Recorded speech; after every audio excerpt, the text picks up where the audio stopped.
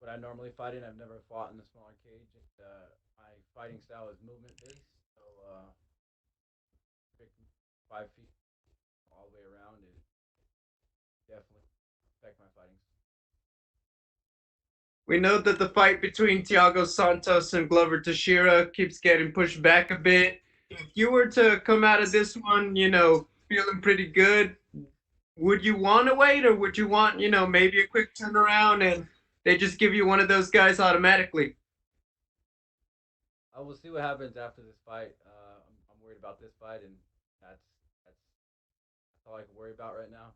After the fight, we can talk about whatever needs to be talked about. But yeah, we'll see. Last one, I've got a very important question. If you win the belt, do they have to redo your Toyo Tires commercial? Yes, absolutely.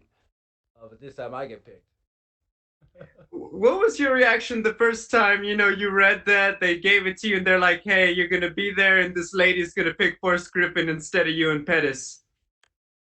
I was like, hey man, it is what it is. He's a legend. Uh, Obviously, more pickable. All good. Hey, thanks, Dominic.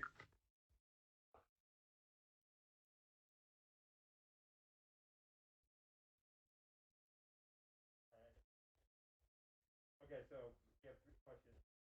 First question is, you're out here on Hunt Island, your head, or you're on this event, biggest fight of your life. How excited are you for this moment, and what are you looking for about the? I'm extremely excited about this moment. It's the biggest fight of my life. It's an opportunity to cement it forever as you know world light heavyweight champion. At this moment in time, I'll be the best light heavyweight in the world.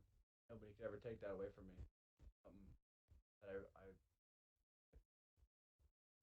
You have the fight obviously with John, and we know how you felt about the match and how it went. So when you kind of come off of that fight, do you have extra motivation going? yes, absolutely. I have a little bit of a chip on my shoulder from that fight. It's I feel like this is my first title to a lot of aspects. So this is just righting the wrong and earning my taking my crown. If you have an opportunity like this, obviously the next fight is an opportunity, like you said, your place in history, and also starting your reign as the next guy to be the light heavyweight goat, right? Is that how you kind of view it? Well, yeah, I mean, my goal is to be champ for the rest of my career and retire on top. I mean, that's everybody's dream. So I'm able to. I'm right here. I'm facing down history, my destiny. So it's up to me to find my legacy.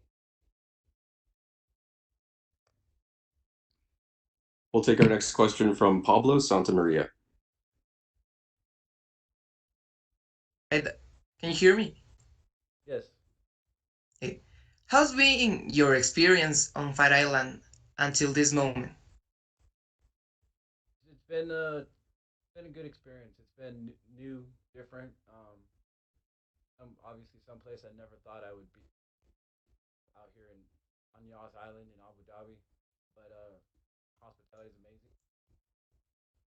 I I'm get it. looking to. And the time change, how it's been that difficult or what? Not really. The only thing that makes it difficult is doing media because I'm supposed to be sleeping.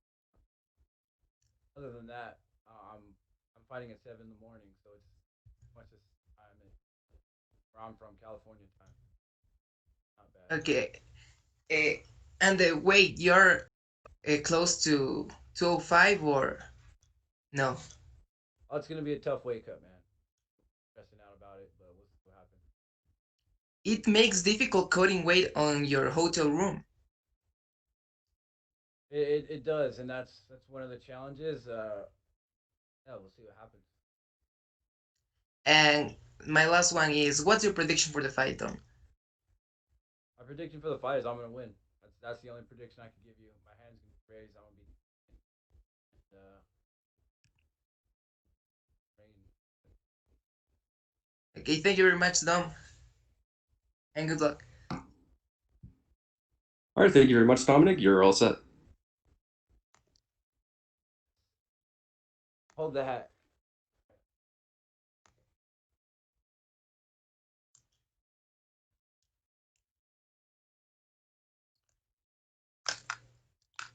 And we will be joined next by Kai Kara France.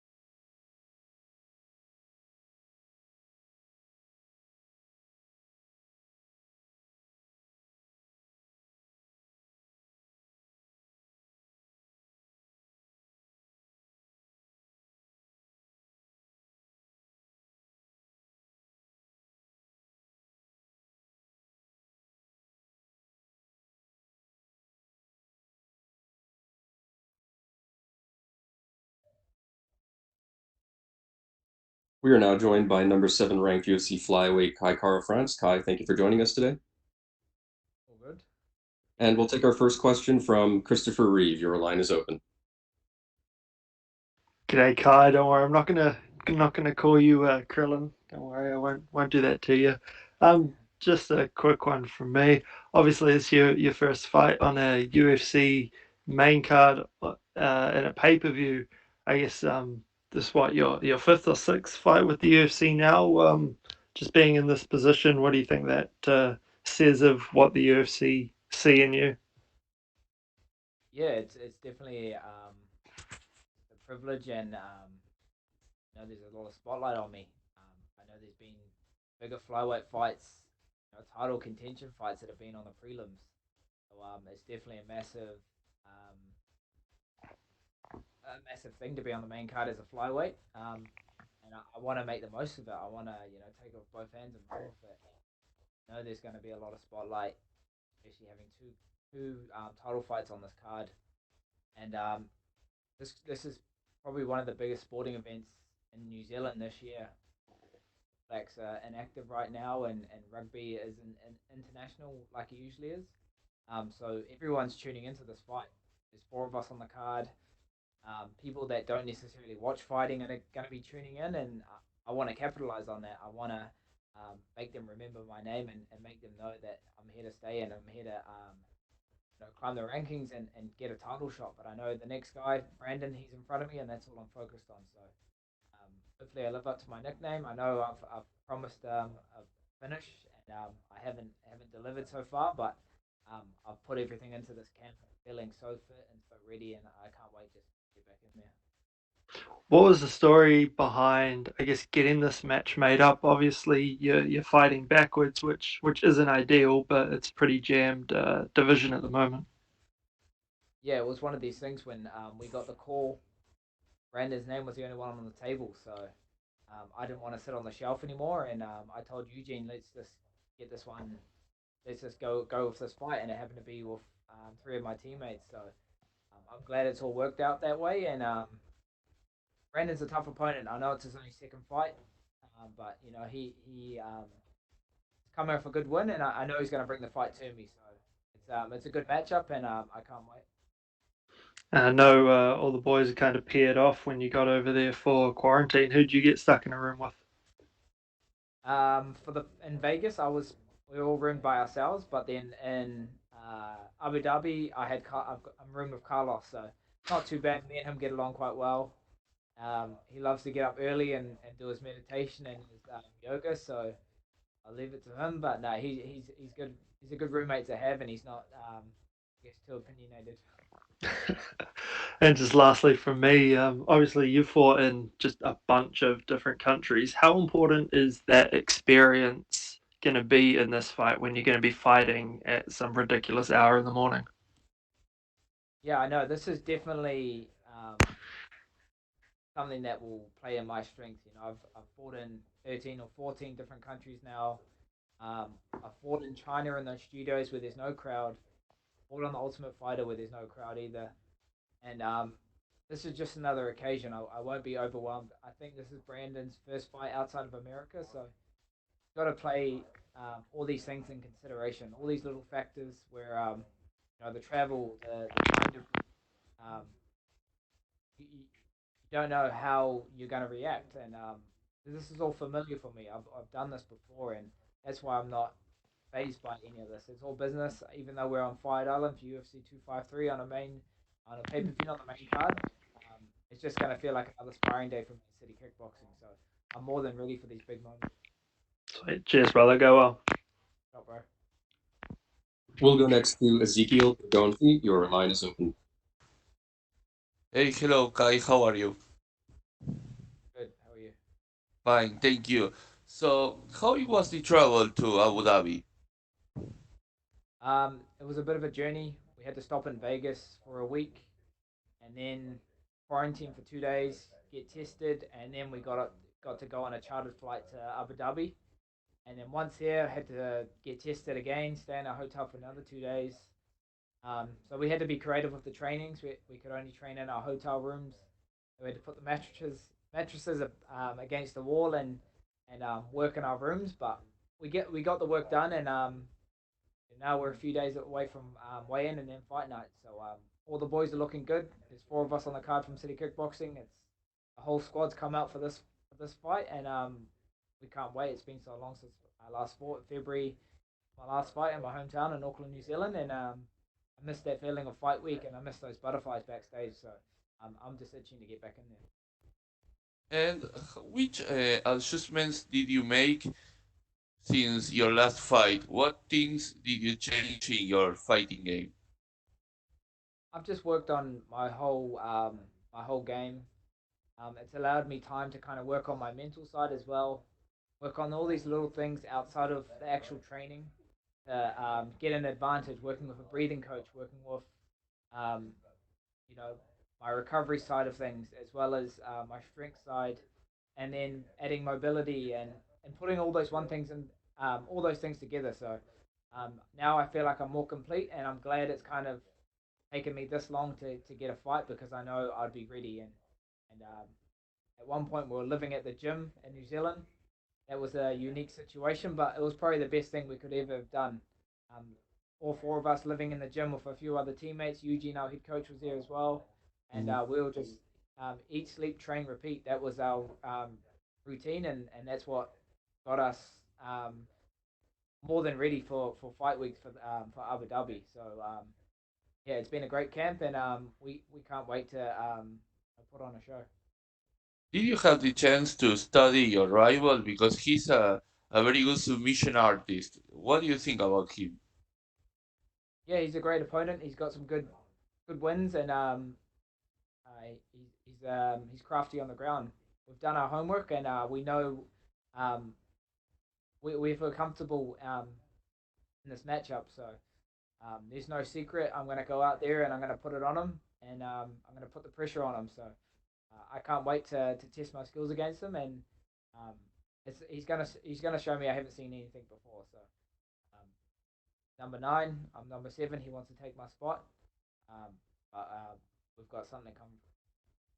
Thank you and good luck on Saturday. We'll go next to Gabriel Gonzalez. Your line is open. Hey, Kai, I'm wondering, we saw in an interview, Coach Eugene said that Israel was the worst teammate when you guys were all rooming at the gym. Do you agree with that, or does someone else take it? Going to throw Israel the champ under the bus. He was all good. You know, I guess he gets a special treatment um, as he's the champ, but everyone pulled their weight. Everyone helped out when they needed to, and everyone got along. So it definitely brought our team together, and it's more of a family. That's why being over here in Abu Dhabi, we're so comfortable with each other, and that's going to make all the difference come fight night. Backstage, all our coaches and our team back there. It's just going to feel like a regular day at City Kickboxing. How do you control the emotions? Because obviously, you know, you're rolling with your team on Saturday. Some guys are going to fight before you, I'm assuming, on the schedule. How do you, like, not let yourself get too pumped up so you could just stay focused? Because obviously, you're going to want to watch your guys, and, you know, it could go their way, it could not. Yeah, it definitely it's something that fuels me. It doesn't take away from me. So seeing my teammates fight is definitely going to add motivation and get me excited to put on a show. We all train together and we all know what's expected, and I think that's going to be the key for the victory for that night is just the atmosphere backstage and um, putting it on the line for each other. We blood, sweat, and tears for each other, and that's just our gym at City Kickboxing. We've got a long lineage of people that have been training before us, and we're just the tip of the iceberg. So we don't take that lightly, and we carry our people on our back. Coming from New Zealand, we're very proud people, and it's just the way we are. So, like I said, it's going to fill my cup up, not take away from it, and yeah, it's going to make all the difference come fight night. It's an exciting time at the flyweight. There's a new champion. Fights are moving along. I mean, you already talked about with the team, it's a great energy, but just personally, is there more of a morale boost in training for you? Because this obviously could be a big fight in terms of getting you forward a lot in the rankings. Yeah, exactly. This is a big fight for the flyweight division. Um, it's a great time to be a flyweight right now. There's so much competition, and anyone can beat anyone, especially in that top five. There's a lot of good matchups happening right now. I know in November, Cody, um, Cody's fighting Figueroa for the flyweight title, and I'm actually um, not mad at it. It's going to bring a lot of spotlight to our division, and being a former champ, um, and being a main event slot, it's gonna be good for us. And then Brandon Moreno fighting Alex Perez, another great flyweight fight. I'll happily fight any of those guys, and I just got to focus on Brandon and get through him first, and then one of those matchups will be there. So it's a great time to be a flyweight because there's so many good matchups happening, and come Saturday night, me and Brandon will show that we're a fun weight class to watch, and we're on the main card, and we're going to capitalize on it. And I'm going to live up to my nickname, Don't Blink, and put Brandon away. Final question from me. Who do you have winning the fight between Cody and Figueroa? See Figueroa putting his hands on Cody and knocking him out. Like the from the past, it's showing that guys that are dropping down a weight class, they don't take the same shots as they could. He was chinny at bantamweight, and dropping down the flyweight is not going to be a good thing for his body. You don't know how your body's going to react. Me fighting at bantamweight and early on in my career, and fighting at flyweight, I can tell you now, I can't take those same shots that I could at bantamweight. So it's his first time making flyweight. He's got to make weight first, but I can see it going Figueroa by knockout, like TJ did. Like Henry did to TJ when he dropped down. It's going to be a bad fight. I would love to take that fight after him. Okay, thanks, Kai. Good luck. Thank you. We'll go next to Alistair Bishop. Your line is open. Hi, how are you, sir? How are you? Good, thank you. And I know a lot's been said about you guys bunking up together in the gym, and Izzy has been thrown under the bus for being a quite unruly housemate. How difficult was it? I mean, obviously you're training together, getting ready for a big fight camp in a really enclosed space. Was there times where you guys had to deal with some bad tempers or anything like that? Not it wasn't as bad as it seems. We're grown men. We know what's expected of us, and it was probably one of the best things we ever did was just train together and live under the same roof. So everyone kind of held their weight, and even if you didn't like someone, you got along with them. So people are dieting and getting hangry. I'm guilty of it. I don't like people's opinions of what I'm eating. Mate, did I ask? That's when you just put on your headphones, take the sound off. They don't know that you're not listening to anything. That's another tip that I learned how to do it. But yeah, it was actually a good thing that we all lived under one roof. We had all these little rules. Every day would have a new rule, and if you broke it, you would have 10 like punishments, burpees or 10 push-ups. It didn't matter where you were. You had to drop down and do it. So one was using first names, or you couldn't say their first name, or you had to say a nickname, or stuff like that. So it kept you on your toes, and that's what kind of brought us closer together. Awesome, man. How would you describe your team vibe at the moment? Obviously, the crew that's been in the gym getting ready to fight. There's 4 of you on the card. How would you describe that vibe, having to go through that and now finally be in Abu Dhabi, getting ready to fight? Our gym breeds champions. It's in our blood, and it's in the results that we've been doing, and it comes from these fight camps that we do. Eugene and our other coaches, they put everything into it. It's like a two-way street, and gotta give effort to give it. So yeah, that's why the gym's been doing so well, because of the atmosphere Eugene's created, and just the mindset behind them. It's a collective input. It's not just one person. They all have a say, and they all bounce off each other, and it makes for just an awesome camp, and that's why we're one of the best in the world. So I'm privileged to be a part of the team, and come Saturday night, you'll see all the hard work that we've been putting in. Your mindset at the moment, being on the main card on a massive event with your teammate at the top of the card, is there any extra pressure amongst teammates that are fighting to kind of build the momentum early on, like get the win and get the team morale up, or is it kind of each man for himself? Well, we've all been in this situation before. We've all fought on the same cards before. So when we go into battle, we all leave it all out there, and that's all I could ask for my teammates, and that's all they could ask for me. This is what we do. We live for these moments, and we're prepared for these big pressure fights. So we're more than ready to come Saturday. We were ready a few weeks ago. I know the boys are going to go out there and get the wins and do what they got to do, and I'm going to do the same. So that's why I can't wait. I'm excited for everyone's fights, and I'm excited to show all this hard work that I've been putting into the gym. 7 months since I last fought. Had a bit of time to kind of work on my craft. That's why I've said the camp and living in the gym definitely gets us to where we need to be, and that's why I didn't want to take a fight too early. Pandemic, everything was so unstable that I didn't know how logistically I'd have a proper camp. But this time, we've done the 10 weeks, we've done all the work, and now it's the fun part. So I can't wait. Throughout your career, you've had wins and losses, obviously great amount of wins, but every time you've had a loss, you seem to have gone on a tear, which obviously always shows to your development as a mixed martial artist.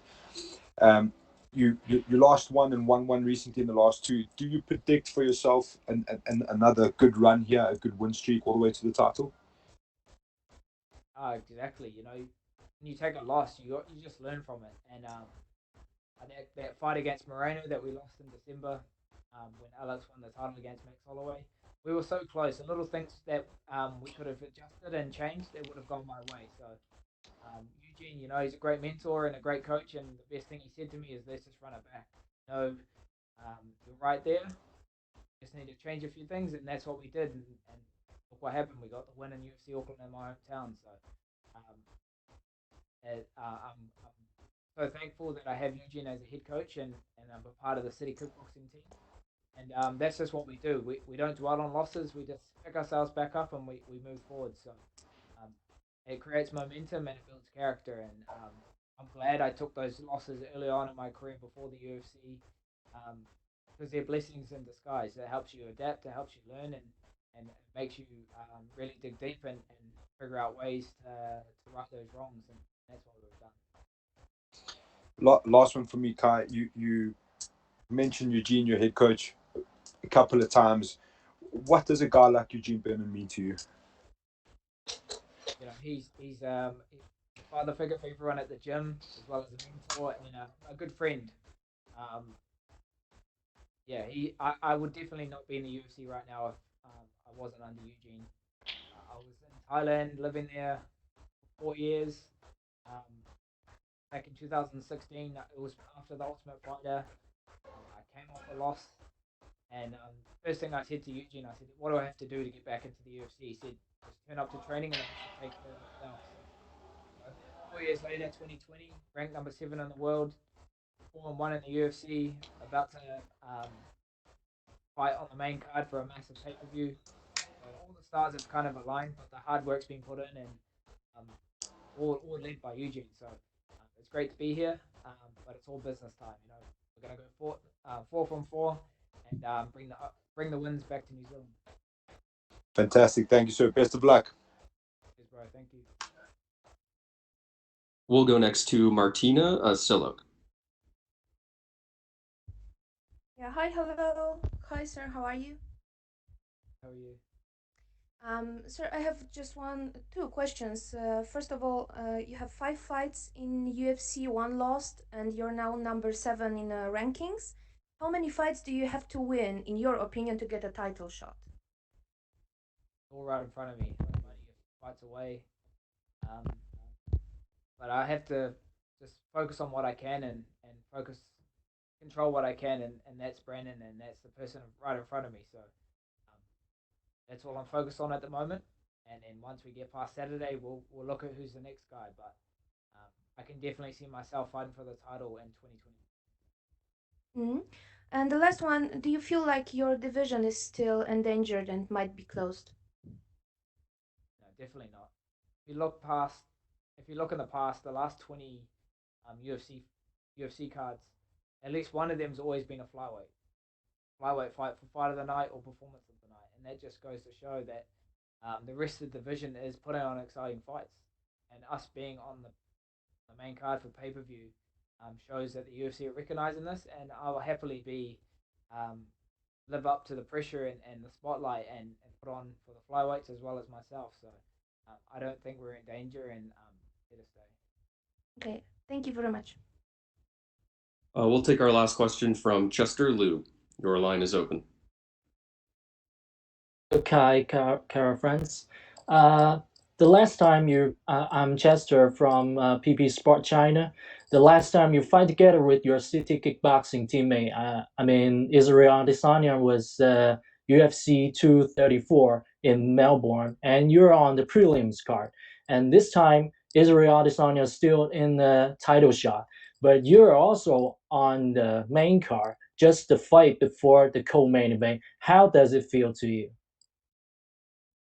It just feels like another fight. I don't want to put more pressure on myself that's needed, and obviously there's going to be more spotlight on me and more eyes, but I welcome that.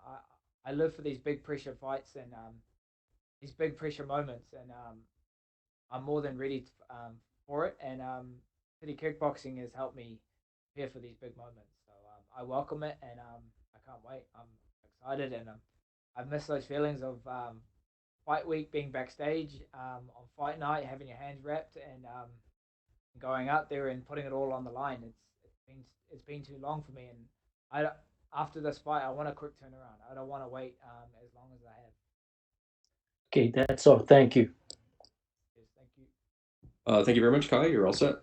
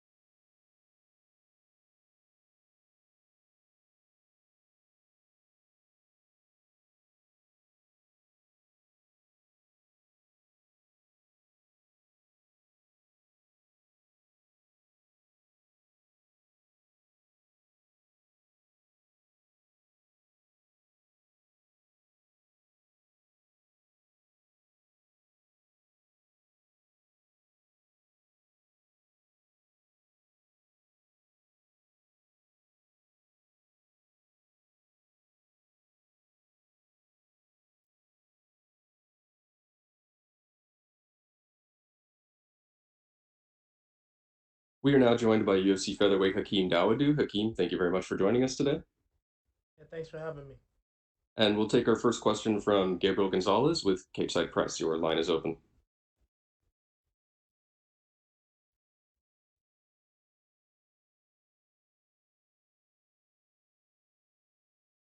Gabe, your line is open. Okay, take our next question from Chester Liu.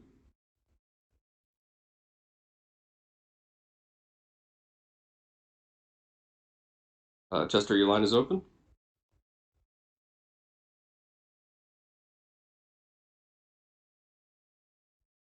Okay, I think Gabriel Gonzalez is back on. Gabriel, your line is open.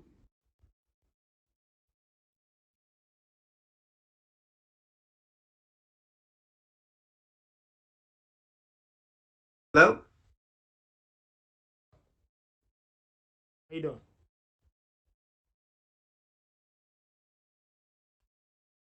Gabriel, your line is open. Okay, thank you.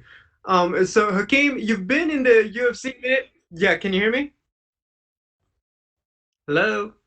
Yeah, I can hear you. No problem. Okay, gotcha. So you've been in the UFC a minute, but I think a lot of people would say it's your biggest fight yet. What's the feeling like for this one? It's no ordinary than any other fight. I know he's got a really big name. I know this fight can skyrocket me and excel my name and get me into that top 10, start getting ranked. But it's the same as always. Back, same office, working just as hard, training just as hard, and I'm ready for the task at hand. It's been almost a year since your last fight. Was there any particular reason for the long layoff? Man, just honestly, just the COVID, man. Like I was one of the few people. I had the keys to my gym, so I was training all through, and I was ready to fight. And I had a couple people turn down a couple opportunities to fight me, and this is just a thing that came up. So I took this opportunity, and here I am right now, and I'm ready to perform. I'm ready to start getting this title run going. You talk about COVID. Was it difficult to bring in specific training partners to prepare for Zubaira, or were you able to handle it all in-house? And in the first beginning, before I even had a fight coming up, it was hard to get training partners just because everything was on lockdown. But the last 3 4 months it's been perfectly normal. I've been getting my wrestlers in, been getting my jiu-jitsu specialists in, getting my boxers in, getting my Muay Thai kickboxers in, getting my MMA sparring partners in, and everything's been back to business and normal. And we've been training just as hard as usual. How's the Fight Island experience been for you with everything? It was really good. The plane trip was really good. The only thing that's different is the sleep schedule, but I got it dialed in. We got my sleep schedule all set, and we're ready to go. Final question: what makes Zubaira so dangerous as an opponent? He's got a good left hook. You know what I mean? And he's a decent wrestler, but I've dealt with that camp before. I've dealt with wrestlers before, and there's nothing he's got that I can't deal with. And I'm looking to put this guy away when I see him start to fade. Hey, thank you and best of luck. Thank you. And we'll take our next questions from Gavin Porter with UFC.com. All right, man. So I wanted to ask, you get that long-awaited your last fight. How good did that feel? That moment feel to be, at New York and get a. Well, my KO was actually in Edmonton, New York. I fought Julio Arce, but that was the biggest venue I've ever fought at the Garden, and it was a good experience. It was crazy. The president was there, and The Rock was there. It was the BMF title. You know what I mean? It was a good event. Julio Arce was a good fighter, and it was definitely a good win to put on my resume. You come off of 4 fight wins. You're basically gonna make it 5 in a row. What kind of statement does that make about you being a real contender moving? It means my next fight should 100% without question be a top 10, and I can start getting ranked, and like I said, making my title run and really going for it. I'm ready. When you look at the featherweight division, there's a Shark Tank. There's a lot of big names out there and good guys. So you look at where you're coming from and your ability to break into that. How excited are you to be considered one of those guys?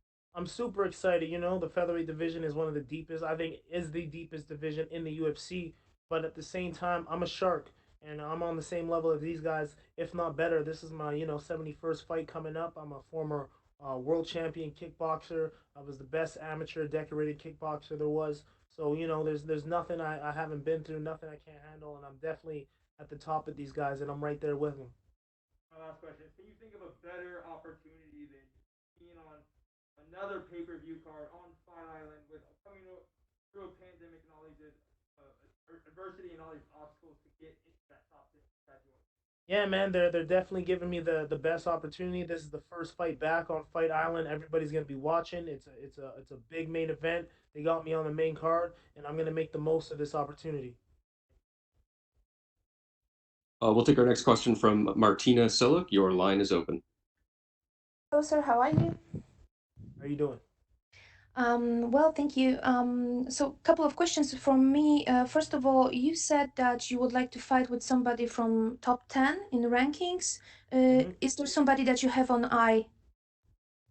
There's no one specific right now. I got to look at the exact rankings of everybody, but at the same time, I'm not gonna disrespect my opponent and underestimate him. So I'm just focusing at one fight at a time. But as soon as I get my hand raised after this fight, I'll definitely have a call out for the next victim I want.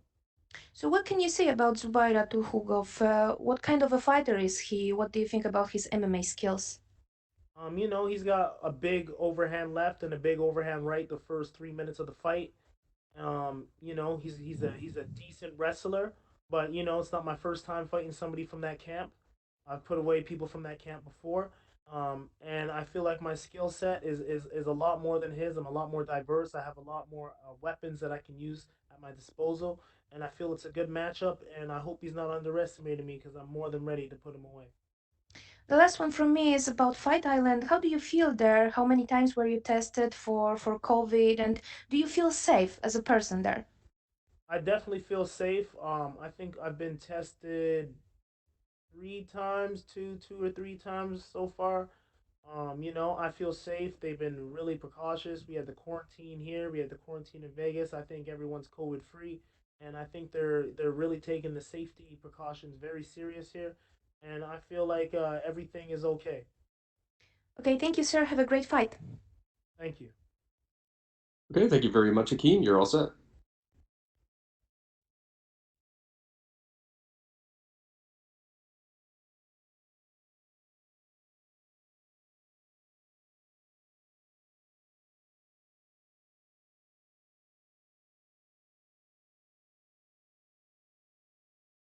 We will be joined next by UFC middleweight champion Israel Adesanya.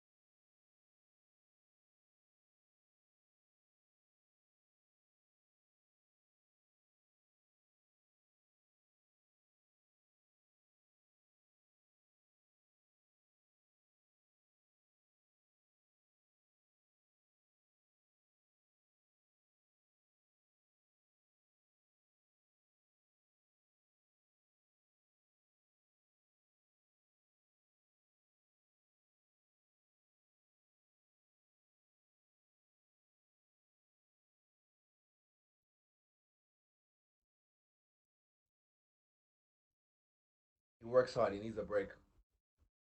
You're all right. What is he? Yeah, you're good. Oh. Make your coffee. We are now joined by UFC middleweight champion Israel Adesanya. Israel, thank you very much for joining us today. Thank you. Thank you. What's up? Hey. And your first question will come from Christopher Reeve. Your line is open. Hey, Chris. Is mic on? There we go. G'day, mate. How's things? Very well, Chris. What's up? What's up? G'day. Yeah, just wanted to chat with you about energies. Like you say quite often that, before a fight, you like to, I guess, gauge the aura of the guy you're fighting. you've obviously had a chance to do that with Paulo already. Just what did you pick up from that encounter in the hallway? Yeah, he's insecure. That's a really good question, actually. He's insecure. I've said that. Like, that's why we're fighting each other. He was trying to make this whole narrative. He's always trying to clutch at straws because he wants to create something. But I'm like, fuck it. I don't like you. I'm at least honest about it. He doesn't like me. I don't like him. So yeah, we get to fight. But the energy in the hallway, like someone that you've been barking at behind the fence, when you see them, you've seen me. I've never barked at him. I've always just responded to him, but he's always reacted to me. So when he saw me in real life, what did he do? Submitted to me. I had him and Waleed giggling like little girls.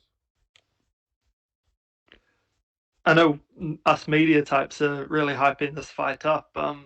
How do you see it as? Do you see it as big a deal as it's sort of being made out to be?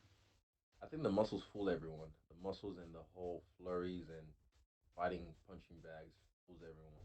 Everyone thinks like, oh, this is the biggest fight. I'm like, nah. Well, I already had the fight of the middleweight division, which was Kelvin Gastelum. I've already had the biggest fight in the middleweight division, crowd wise, which was Robert Whitaker, badass knockout.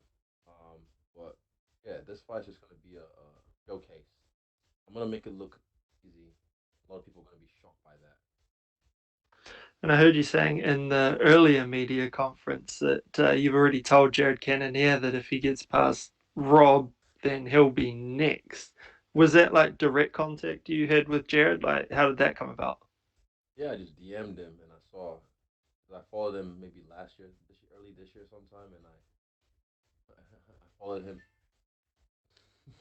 Damn it, Mitch. Nah, I followed him on Instagram earlier this year sometime, and then I saw that he's always been reacting to my stories and showing me love and props and praises, and I'm just like, I've always known he's a good sort. He's over good aura, but everyone.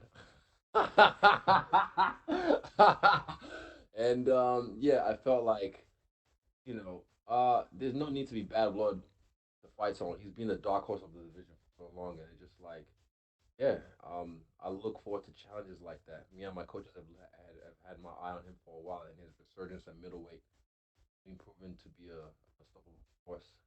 Spot. Well, good, mate. That's all from me. Thank you very much. So, Chris.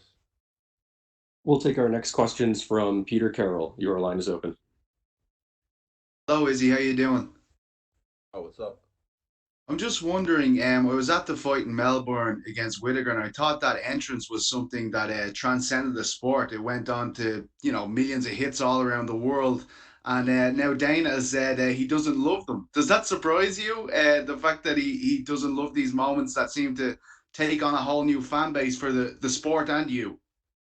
No, not really. I mean, they did shut me down for UFC 234, the silver fight, even when I became the main event. But when it was 243 and I was the main event and I was the headline, I told them I'm not doing this my way or no way. But yeah, I mean, preferences. Everyone has their preference, and I like what I like.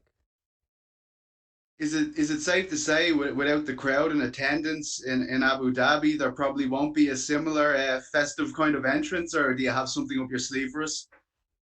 No, I mean, for me, I'm focused on the fight. To be honest, I've always been focused on the fight. But without the crowd, I still had, this idea with Jet Li from Unleashed in my mind. The way he walked to the arena and then his trainer took the collar off him and unleashed him onto the opponent. I had that in mind. It doesn't have to always be something big. Like my last one's quite subtle. It was pretty big, but I didn't really do much. But yeah, little things, little things. But for me, I don't know. Whatever my ancestors like flowed through me, I might let it flow. But I'm telling you, I'm focused on this fight right now. You mentioned Jared Cannonier just moments ago. We were speaking to Eugene just on Monday, and he was kind of looking at how the middleweight title picture could come together over the next few months. And if he said if Whitaker was to beat Cannonier, he might be next in line, and that could prompt you to maybe have a look at the 205 division. Is that something that could happen if Whitaker is the natural next contender? He keeps like giving these ideas and telling me about them. Let me see. I like middleweight. I don't need to move up in weight unless I want to showcase. But if Whitaker somehow destroys Cannonier, and Anna says he's next in line, then he can get knocked out again for a third time. Do you feel as though you are on the verge of transcending this sport like so few people have been able to do? Because it certainly feels that way for a lot of people like myself watching from a distance for such a long time. Yes, yes. The last fight was supposed to do that. The last fight was the big one because of the build up and the ESPN and all that kind of stuff. I feel like I needed a valley in my story, and that was my valley. And now it's time to rise again with the new Puma deal and everything that's going on. This is the time. This is gonna shoot me into the next stratosphere. And can I just finally ask about the billboard we saw in Nigeria? How does that feel to see that love coming from Africa as well? I know it means a lot to you. Yeah, that's dope because it's not just one. It's like heaps, and there's even like in the malls those advertising boards that you walk by in the mall. There's heaps of them around, so it just shows the push that I'm getting over there, and I love it, and I love the fact that people from Nigeria always show me love. They always show me love. Thanks so much, Izzy. We'll take our next question from Bruno Carvalho. Hi, how are you? Oh, what's up, Bruno? Hey, and over the past 2 years has been a lot of trash talks between you and Paulo. And I would like to ask you how much is part of the show and how much is something personal between you two. If you look at it, you can really ask yourself who's been doing the trash talking, who's been the one posting stupid memes that aren't even that creative, who's been the one posting videos and putting the effort into trying to create something. I just said I don't like the guy because I don't like his vibe. I don't like the way he looks, and I'm honest about it. It's not personal. He's always trying to create something. Reason why he doesn't like me. He doesn't really have anything. But it just I don't like him. I don't like this guy else because I don't like him. But it's not. It's never personal. It is what it is. But the difference is I get to settle in with him this weekend. Okay, and my last question is about Anderson Silva is about to retire, and I know you are a huge fan of him. And I would like to ask you how he inspire you your career in MMA and how it's important to you have the same title have that he had been. Oh, Hi, you. like, yeah, okay, I understand what you Okay. mean. With Anderson Silva, yeah, he's the guy that I looked up to in this game, and I was um in awe for so long. And I held the title that he held as well, and I'm inspired by the way he defended his belt, the way he defended it continuously, ran through so many challengers, and I want to emulate that. I mean, it's a hard ask, but I'm up for the challenge. Yeah, I wish him well in his fight against Uriah Hall. So that's a good fight to send him off in. You know, mine would have been a nice one as well, but yeah, yeah, I wish him well. And once something tell that you are the new Anderson Silva.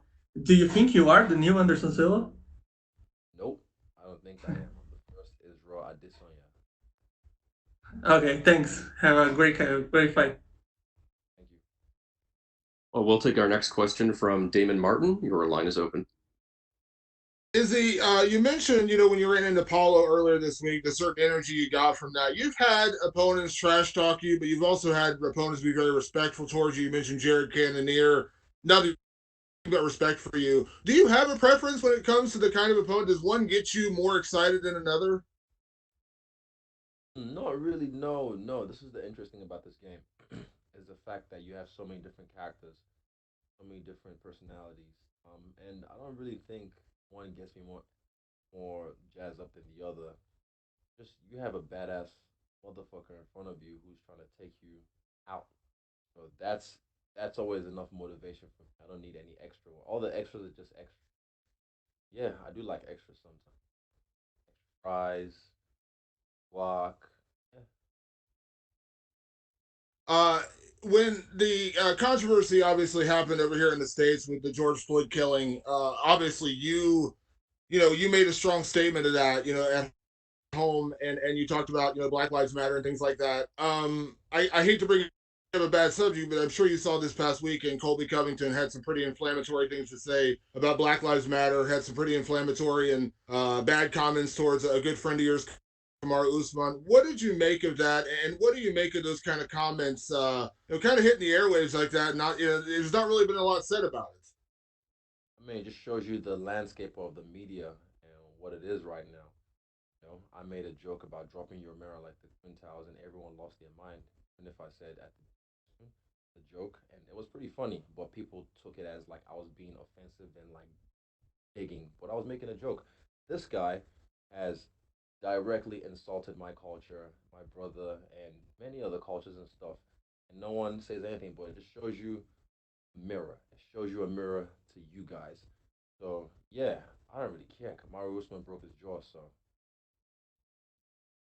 Does that speak louder to the race issue at large? When we hear all the time people say, "Oh, LeBron James, you shouldn't talk about it. Don't bring politics into it." And then you got obviously the Kobe going to a Donald Trump rally a week before his fight, things like that. no one bats an eye. Yeah, what is it? Shut up and dribble. That lady said it was a lady that did that. She said shut up and dribble, but then like when it was someone else, then she was like, I think he has a right to express his blah blah blah. Blah. The hypocrisy. Yeah, like I said, it's a mirror, so you should look into the mirror.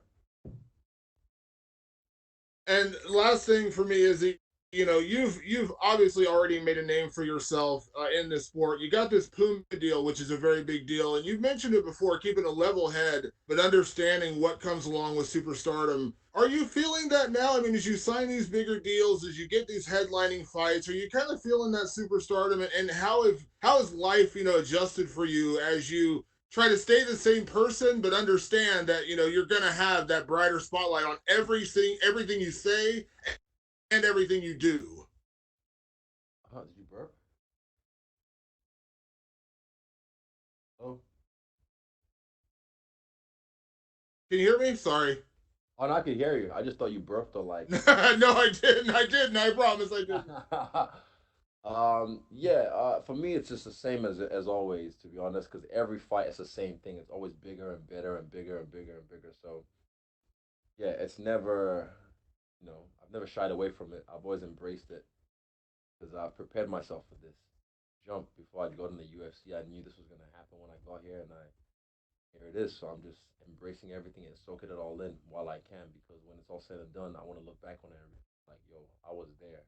Not like, the media again. Like sometimes yeah, unfortunately, it's work, but you have to find the silver lining. Yeah, I just enjoy it as I comes. Thanks, Izzy. It's all good. Thank you.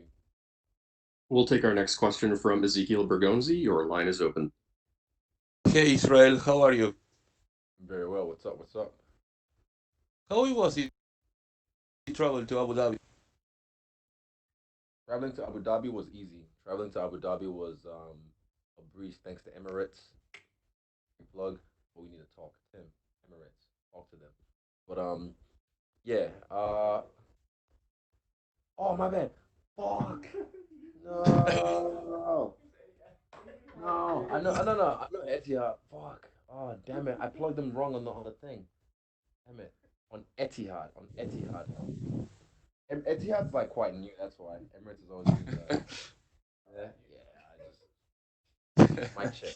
Anyway, what was I saying? Yeah, it was a sweet flight. Just being on Etihad Airlines and being able to relax and just not have your legs swollen. As a 6'4" behemoth myself, quite nice to be able to lie down most of the flight. And do you some do you change your perception about Paulo Costa when you cross him in person there in Abu Dhabi, or not? You just confirm some feelings you have about him. Latter, I confirmed some feelings I had about him. It didn't change my perspective of it, but confirmed because I already knew he wasn't about that life. He's always there when I fight. My last two fights, barking like a dog behind the fence. And I knew that when the fence door opens, he won't be able to back up what he's talking about. So yeah, he was. I was right there. I called him skinny, and he just giggled and I see you later, bro. Fucked off. You are the first MMA fighter to be an ambassador for Puma. How do you feel about that? Being on these big brands, being sponsored by this, because for example, Neymar is right there, so you are now with these big athletes of the world. How do you feel about that?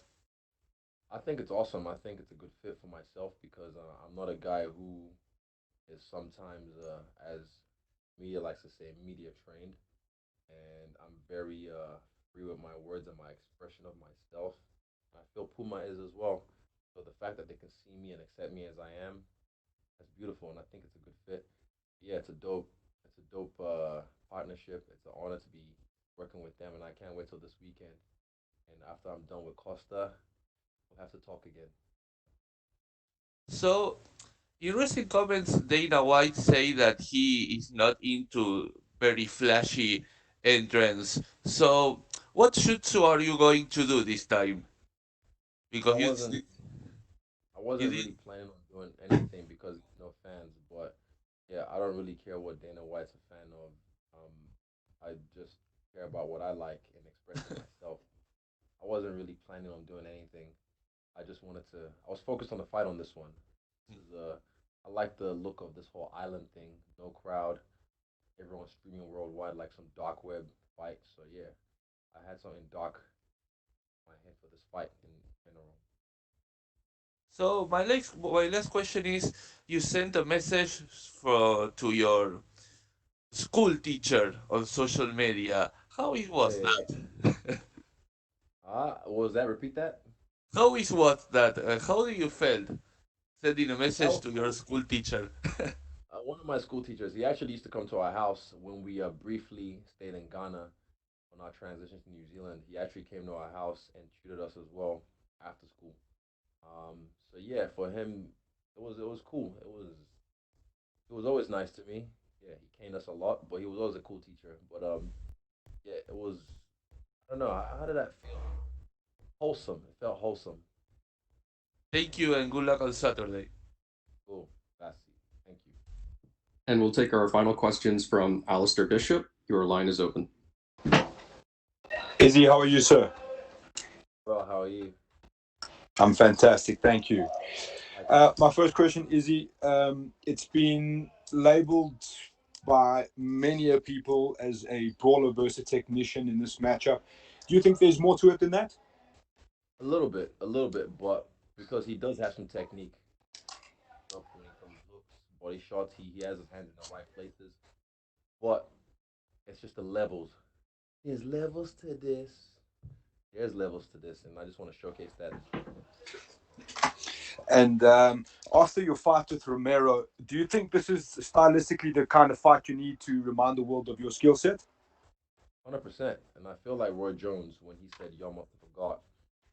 Because, yeah, people forget, and fans are fickle, sometimes dumb in droves. So I feel like I just have to remind them so they can be like, oh my God, oh, Israel so good. Wow, amazing. And I just, oh, by the way, I destroy this guy. But one of the things that also keeps being brought up is someone's O's got to go. How important is it to you to keep that undefeated record? That's like the same thing with the whole title. Like I've said, that the title is just I just used to grab it along the way on my journey to greatness. So same thing with the being undefeated. Never really been a thing like oh, but a protect.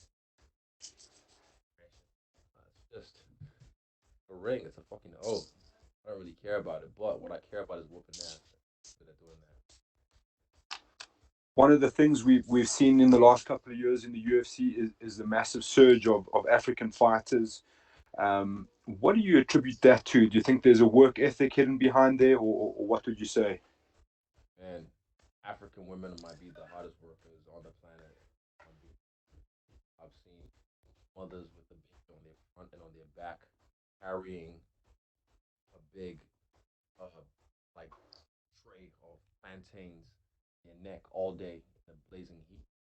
That's just one person, and I've seen that work ethic through my people, through my parents. So yeah, it is passed down through us. When it like I was not the best. I'm the runt of my people.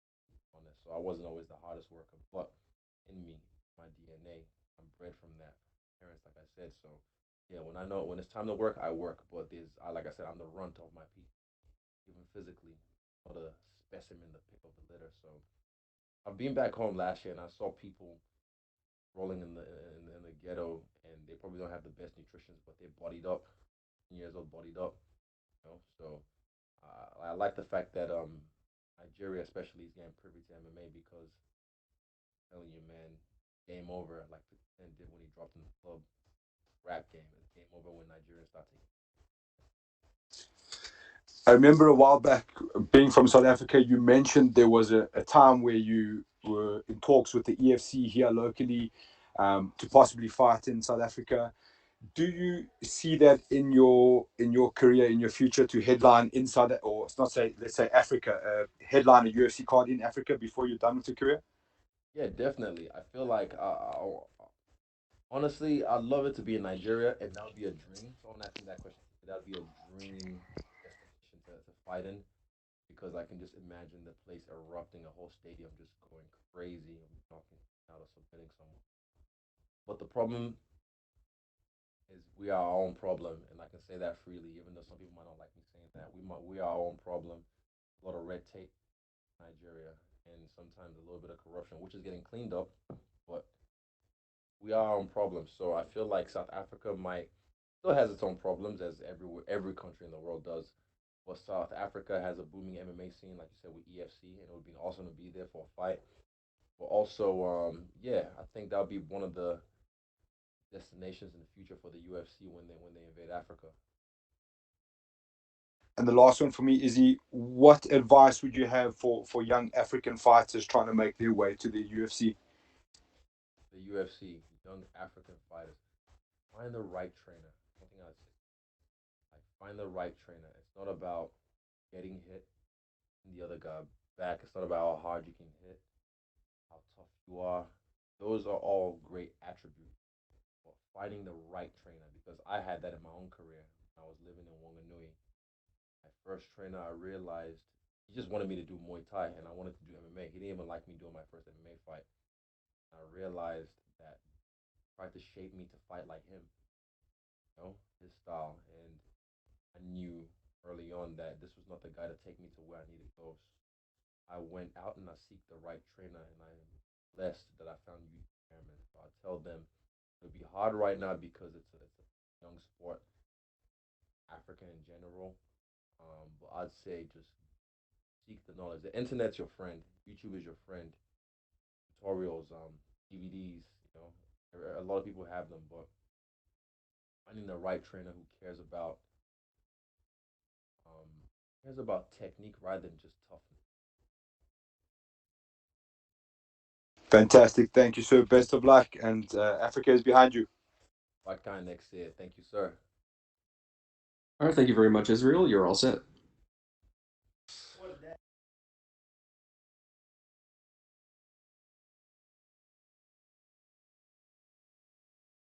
And we will be joined next by Ketlin Vieira.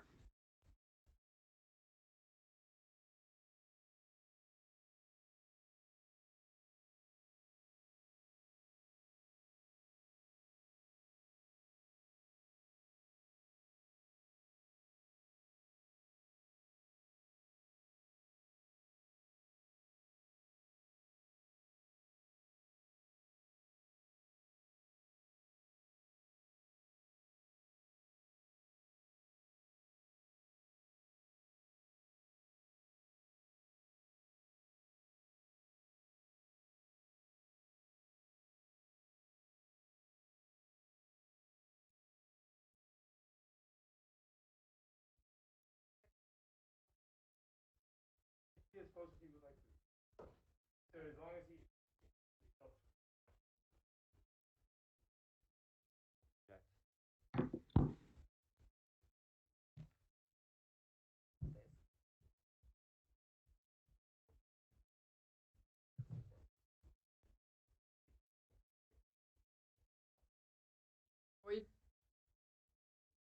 We are now joined by number 7 ranked UFC Women's Bantamweight Ketlin Vieira. Ketlin, thank you very much for joining us today. Thank you, sir. We will take our first question from Gabriel Gonzalez. Your line is open.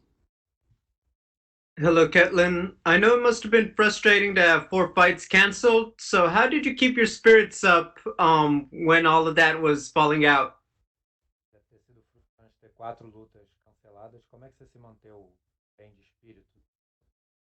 Então, faço da dificuldade minha motivação, né? Isso me manteve mais focada do que eu quero, do que eu preciso. Encarei isso como um fator positivo para eu melhorar ainda mais. I use these challenges as my motivation, so I used all of this as something to put further. What adjustments did you have to make to go from preparing for Marion Renault to Sierra Eubanks on short notice? Você teve que ajustar de lutar com a Renault para lutar agora com a Citara. Então, acho que as duas são 2 faixas pretas de alto nível, né? Eu acho que a maior diferença ali é o termo do tamanho. A Cijara é menor que a Marion Renault, então a gente teve que ajustar isso, a distância. Yeah, they're both high-level black belts. The only difference really is Cijara is a little bit smaller, so we just had to adjust a little bit of our range. We know Irene Aldana is fighting Holly Holm next week, but with Aspen Ladd injured, there's not too many title contenders for the bantamweight division. Do you feel like you could still get right back to the title picture if you have an impressive victory on Saturday? Vai ter as lutas falado, né? Tem uma que está lesionado. Você acha que você está perto ali de estar na conversa? Não, eu tenho que pensar na Cijara, né? Na minha cabeça agora, a Cijara que é campeã. Não adianta eu fazer planos futuros e não passar por ela. Então, eu tenho que primeiro pensar passo a passo e primeiro passar pela Cijara para eu pensar no próximo passo. I have to really focus on Cijara right now. There's no point in thinking forward if I don't beat her. She's my opponent in front of me, so I really have to think about her right now. How does the fight with Sierra play out? Como é que você vê essa luta? Acho que vai ser uma grande guerra. A Cijara vai querer aproveitar essa oportunidade de estar subindo ali no ranking. E eu da mesma forma. Acho que vai ser uma grande luta ali de 3 rounds de uma grande guerra. I think it's going to be a great war. You know, we're both fighting to move up in the rankings, so I think it's going to be a great 3-round war. Thank you, Ketlin. Good luck. Thank you, sir. We'll take our next questions from Bruno Carvalho. Oi, Kathleen, tudo bem? Tudo bom? Tudo bem também. Kathleen, quero saber como é que foi para você ter uma primeira derrota agora, como é que foi esse período até poder lutar de novo? O que passou na sua cabeça, como é que foi? I wanted to know what was it like to face one line after that. Então, tá campeão, todos os tipos de situações possíveis, né? Para nada te surpreender, para nada te pegar de surpresa. Eu acho que essa derrota foi essencial na minha vida, na minha carreira. Me ensinou bastante a amadurecer como atleta, como pessoa. Então eu não mudaria nada. Isso aí só serviu para eu melhorar ainda mais e ficar meu jogo ainda mais. I think that to become the champion, you really have to go through all the realities and everything that could happen. So I think that defeat really matured me and really made me a complete fighter. E como é que foi para você uma mudança tão repentina assim de adversário a uma semana da luta? O que isso atrapalha na sua preparação? What was it like having your opponent change so close to the fight? How did that affect her? Eu acho que o ano de 2020 já mostrou que a gente não pode se surpreender com mais nada, né? E tudo pode acontecer. Mas eu tô muito feliz só de poder estar lutando, né? Desde maio que eu tô tentando lutar e aconteceu essa pandemia que pegou todos nós de surpresa. Então eu tô feliz de poder estar lutando, independente de quem seja adversário, a gente sempre tem que estar pronto para todo tipo de situação. I think that 2020 has showed that we have to expect anything, that anything can happen. So, you know, I was supposed to fight in May, then we had the whole pandemic. So, really have to just go and E a minha última, eu queria saber, você disse que estava com dificuldade de poder lutar, né? E como é que está sendo para você a Ilha da Luta? Assim? O que você está sentindo? Lutar em Abu Dhabi, o que está mudando para você? What's Fight Island been like and fighting in Abu Dhabi? How's that been? Eu fico muito feliz de poder fazer parte dessa história, né? Tudo isso que a gente está passando e poder um dia contar para meus filhos ou para alguém, para meus sobrinhos que a gente passou por um momento de dificuldade, onde foi criada uma ilha da luta para a gente lutar e eu pude fazer parte dessa história. Eu estou muito feliz com essa oportunidade. I'm really happy to be part of history, to be able to tell my kids or my nephews one day that, there's a big pandemic around the world and an island was created and that's where we fought. So I'm really happy. Obrigado. Boa sorte, Kathleen. Sábado. Obrigada. Oh, we'll take our next question from Yevgeny Belusov. Your line is open.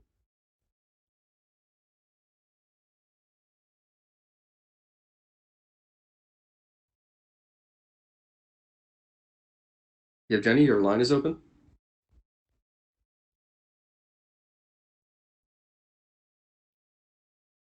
Okay, Ketlin, you're all set. Thank you very much.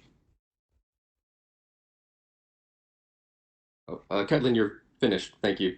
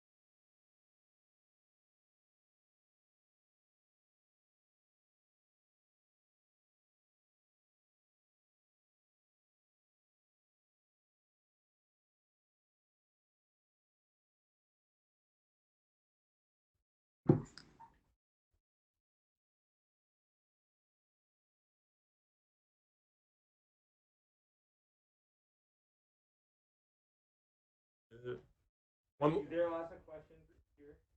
You'll hear them, but you hear the whole time. Ah, okay. So they'll hear you through that mic. Who gonna say that? So they'll introduce who they're. Okay.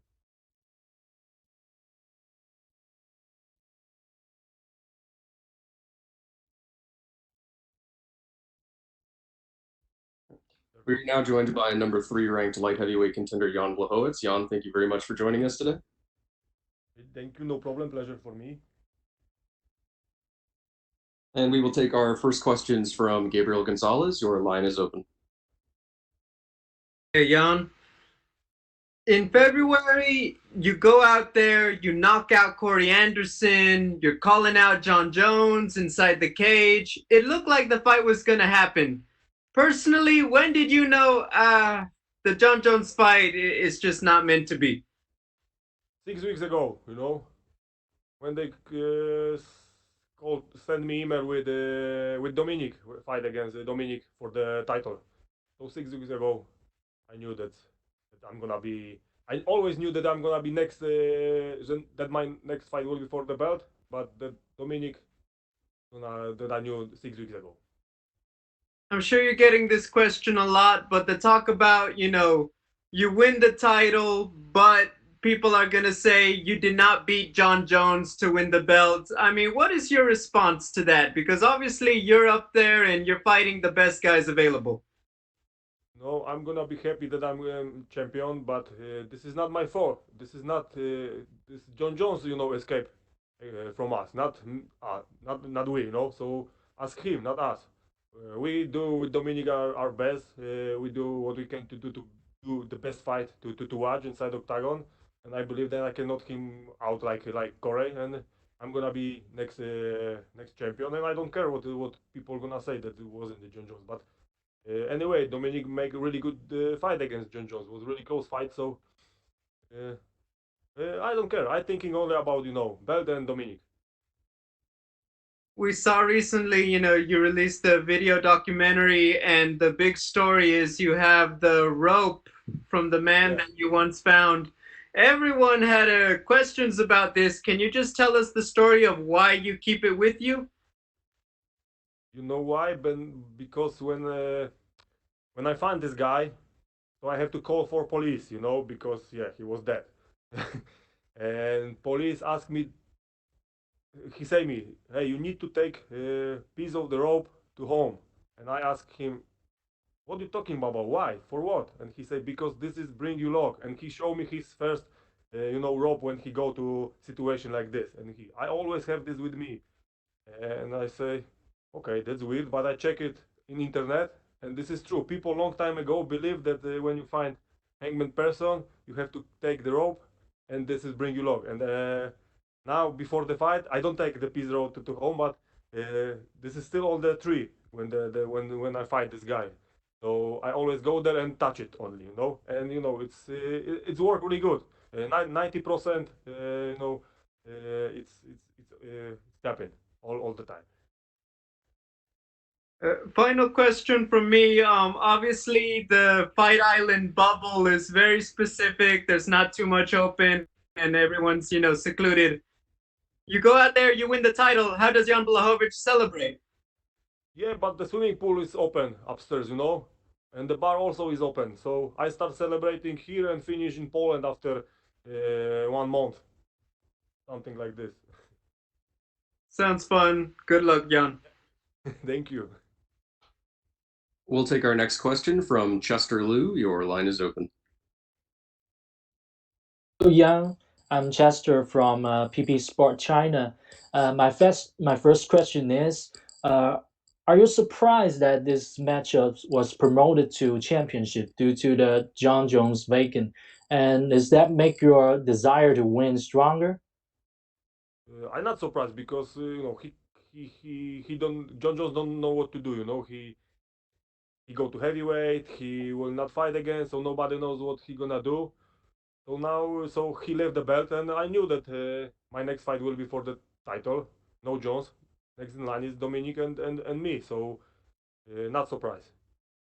And our next question is, do you want to fight John Jones if you still have chance? I always want to fight against John Jones, but I think he don't want to fight against me. This is the problem. Okay. My final question is, in the past 5 fights of yours, you have won 3 performances of the night. And what about this time? When you're facing the striker Dominick Reyes, do you plan to win the best performance with your submission? I will try submit him. I will try knock him out, but also I'm ready for 25 minutes, for the decision. But anyway, I would like to make really good fight and finish before time, and I'm gonna looking the knockout or submission. Okay, thank you. That's all. Good luck to you Saturday. You appreciate it. We'll go next to Martina Seluk. Your line is open. Dzień dobry, Janku. Pozdrowienia z Polski. Martyna z tej strony. Witaj. Mam nadzieję, że nas za to nie zamordują, że sobie porozmawiamy po polsku. Kilka szybkich pytań. Przede wszystkim o Twoje samopoczucie i o wagę. Jak tam w tym Abu Zabi? To bardzo dobrze, fajnie. No wiesz, odnaleźliśmy się. Na początku było ciężko. W Londynie te 2 dni w pokoju to były takie słabe, ale tutaj już na miejscu w Abu Dhabi to już z trenerem byłem w pokoju, mieliśmy, wiesz, materacyki takie małe rozłożone, więc te treningi w miarę były takie już lepsze, można było się poruszać. No i w Londynie też byliśmy zamknięci w pokoju, który w ogóle nie można było okna otworzyć, a tutaj jest tarasik, więc wiesz, jakoś ten czas szybciej leciał, przyjemniej, no a teraz już jest fajnie, już możemy, wiesz, się normalnie poruszać. Ja też się przygotowałem na to, no bo wiedziałem, że tak to wygląda, więc się mentalnie nastawiłem na taką, a nie inną sytuację i przetrwałem w miarę okej. W Londynie trzymali Was 2 dni, jakby 2 doby w pokoju zamkniętych. W Abu Zabi to samo, czy już krótsza kwarantanna? Nie, tak samo 2 dni tu i 2 dni tutaj. Okej. Zapytałam też o wagę, być może nie usłyszałeś. Jak tam waga? Wszystko w porządku? A, waga jak tam? Nie, normalnie, wszystko jak wiesz, nic się złego nie dzieje, jest tak jak zawsze. Jeszcze jakieś, nie wiem, kilo jak rano na czczo jest, więc spokojnie, bez problemu w piątek. Jak udaje się przestawić na inne godziny funkcjonowania? Bo widzimy w Twoich social mediach, że sporo czasu poświęcasz na to, żeby wstawać coraz wcześniej, rozgrzewać się, funkcjonować. Jak Ci to się udaje? Tak naprawdę już w Londynie to zacząłem robić, wiesz, że wstawałem wcześniej, żeby łapać tą godzinę walki mniej więcej. No nie jest to jakieś trudne, no bo to nie jest jakieś duże przesunięcie czasu. Po prostu muszę wcześniej troszeczkę wstać, tak? I to jest ta jedyna różnica. Yy, ale jest okej, tak? Dzisiaj zrobiliśmy ostatnią taką zadaniówkę i naprawdę fajnie się czułem, więc ten czas łapię. Ten ranny czas łapię dość dobrze. Przestawienie się na przykład w takim Vegas jest dużo trudniejsze niż. Przed Tobą na Virtual Dayu praktycznie na samym początku był Dominick Reyes, który poskarżył się, że trochę mu to przestawienie się na nowy czas funkcjonowania rozbijają obowiązki medialne. Jak to jest w Twoim przypadku? To no nie wiem, no tak sobie to jakoś dopasowałem, że jest, mówię, no dla mnie to przesunięcie czasu nie jest jakieś ogromne, tak, bo to jest, mówię, to muszę tylko wstać po prostu o 4 rano i tyle, to nie jest jakieś, nie wiem, wyzwanie wielkie, tak, no, 4 rano chyba polskiego czasu naszego, tutaj będę walczył między 6 a 7 rano, więc to nie jest jakaś tragedia dla mnie. Po Jasne. prostu idę 2 godzinki wcześniej spać i 2 godzinki wcześniej wstaję. Normalnie jak jestem, wiesz, w Polsce to wstaję o 7:30, już jestem na nogach, więc jak wstanę o 6 to się nie stanie. Czy zauważyłeś, Ja czuję się dobrze. Czy zauważyłeś, że UFC dosyć sporo czasu i swojej powierzchni reklamowej w social mediach poświęca na to, żeby promować Twoją walkę i przypominać, kim jesteś, co zrobiłeś, jakie walki, nokauty i efektowne skończenia Ci towarzyszyły, bo widzę, że tak naprawdę jeśli nie na równi, to być może nawet mocniej trochę niż Dominika Reyesa Cię promują. No fajnie, bardzo mi miło z tego powodu, ale mówię, no raczej od tych takich, wiesz, internetów troszeczkę uciekam teraz. Ale widzę, no ten telefon pika cały czas, więc widzę, że tam się dzieje. Całkowicie się od tego odciąć nie mogę. No i fajnie, no jest miło, no czyli gdzieś tam cały czas na mnie, wiesz, wierzą i stawiają. To jest też I ostatnie fajna sprawa. I ostatnie pytanie ode mnie. Ty masz takie szczęście, że często spotykasz gdzieś tam swoich przeciwników wcześniej w tygodniu, podczas Fight Weeku. Czy z Dominikiem Reyesem też gdzieś się tam przecięliście w Nie, międzyczasie? jeszcze nie. Jutro się przetniemy pierwszy raz na takim face-offie pierwszym. Jasne. Pięknie Ci dziękuję i oczywiście cała Polska za Tobą. Trzymamy kciuki. Dziękuję bardzo, hej. Thank you, sir. And we'll take our next question from Augusto Niez-Gay. Your line is open. Hey, Jan, how are you? Good, and how are you? Fine, thank you. Jan, you have a lot of experience, but this is a particular fight week, and a lot of things might be new for you. So, in your opinion, does all the things like the quarantine, the fact that you have to stay in your rooms and inside the hotel, make it easier to be focused on the fight, or it makes it harder? No, it's maybe not harder and not easier, different. But I set my mind on that because I knew earlier it's gonna be look like this, so I was prepared for that, and it's okay, But right now we can, you can walk wherever we want to walk in this area, so it's okay right now. And what about this fight island? Do you like it? Yeah, I like it. I was here a couple years ago in Abu Dhabi, so I enjoy it. Now I'm back for my fight for the title, so it's a nice fight week for me. Yeah, I enjoy it. Nice time. Okay, and how are you dealing with the time difference and the fact that you will be fighting in an unusual time schedule? Yeah, but between Abu Dhabi and Poland, it's just 2 hours difference, so I have to wake up a little bit earlier, and it's just 2 hours. I wake up 2 hours earlier than in Poland, so it's nothing harder. When I fight in Vegas or in Brazil, it was much harder to catch the climate. Here it's easy. Okay, and what about the weather? Because I heard that it's really hot in there. Yeah, that's why I stay in the hotel all the time. I go outside only for the 10 minutes to catch some sun and back to hotel and sit in my room and and walk to see the hotel, because hotel is really nice, big. We've got a game room over here, so it's you can find something to do. Okay, and Jan, last time we spoke a few weeks ago, I asked you about what would you eat to have Polish power, and you told me that you would wait to see the food in Abu Dhabi. So, did you find potatoes, beef, and pork chops? Are we going to see the Polish power on this weekend? I find everything but no pork chops. But I find food to have a Polish power here. It's great food, really great food that they've got here. So I will show the legendary Polish power. I promise you. Okay, thank you very much, Jan, and good luck on Saturday. Thank you. Bye. Thank you very much, Jan. You're all set. Okay. Thank you.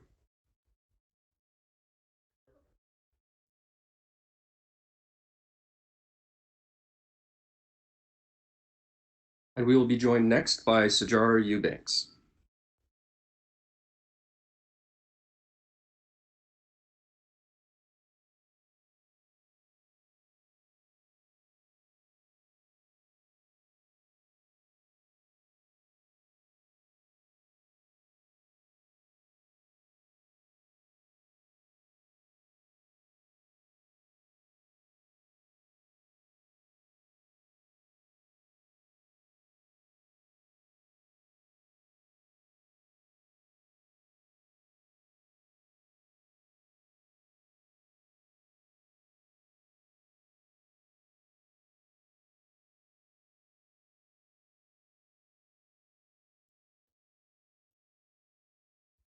I could be close. Let me see. Look at this. I just agreed. Now I have to do the whole thing like this.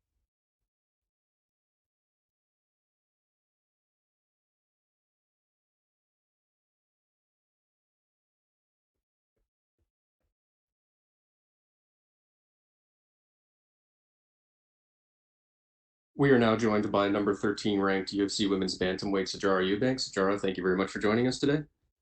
Thank you. We'll take our first question from Gabriel Gonzalez. Your line is open. Hey, Sarge, feels like we spoke with you just a minute ago. When exactly did they reach out to you about this fight, and how long did it take you to get your coaches and team together for the trip? They reached out to me on Tuesday night, and I had an hour to figure out who was coming with me. So I got one guy, Ryan Cafaro's come with me. So I have no idea what is today, Wednesday, so Tuesday last week. Not yesterday. So Tuesday last week they reached out to me. It was like Tuesday evening, and I was in New Jersey back home. They called me up. My management team, Ali, called me up, offered me the opportunity. I said yes right away. And after I said yes, I was like, all right, cool. When do we leave? He was like, in the morning. Figure out who's coming, and we had like an hour. So I called my three guys. One of them was ready to go, and so it's just me and Ryan here, and we're gonna rock and roll. You're coming off the two best victories of your UFC career so far. Do you feel like you've turned a corner personally in your training? Absolutely. I feel like I've turned a corner physically, mentally, emotionally in my life inside and outside of the gym. And it's showing. It's paying dividends. I'm feeling good. I feel like I've always asked to keep the momentum going into the Sarah Morris fight. I told my manager like right after this I want to fight again no matter what happens, and I knew in order to get the frequency I wanted, I had to start winning these fights. And so that's what I've been doing. I've been putting up these W's, and you wish and you pray and you do, and the universe will answer. So here I am. I guess what made the difference? Was there anything, like new coaches, new training partners? Was it just a new attitude? I mean, what was just like that last ingredient you needed? Definitely the attitude, and definitely like I knew my two losses in the bantamweight division were close. I knew it was just tiny little adjustments I had to make. They were really closer, I think closer fights than maybe the scorecard shows. So it's more of an attitude adjustment. And on top of that, like it's 2020, it's a pandemic. There's a lot of crazy things going on in the world, and I think I kind of took that. I think I do better under those kind of under such adversity. So I kind of was like, look, this can be terrible, and I can sit around and not fight for a year. I can take this opportunity. When I saw that Dana was cranking out fights and fighters were fighting frequently, I was like, this is my opportunity to take advantage of the environment as well. And so it's more of an attitude switch. I've had the same guys and the same coaches and the same sparring partners I've had since the Ultimate Fighter. I've been with Mark Henry in New Jersey and Ryan Cafaro and sparring with Caitlin for like 4 years now. So there was no change in coaches. It was all a change right here and a change in my belief in myself. So the road to the bantamweight title, let's be honest, it doesn't seem very far for anyone. There's, with Amanda Nunes having defended it a couple times, it seems like it's pretty wide open. Ketlin was right there for a title shot recently. Do you feel like a win here could start getting you into that title conversation at 135?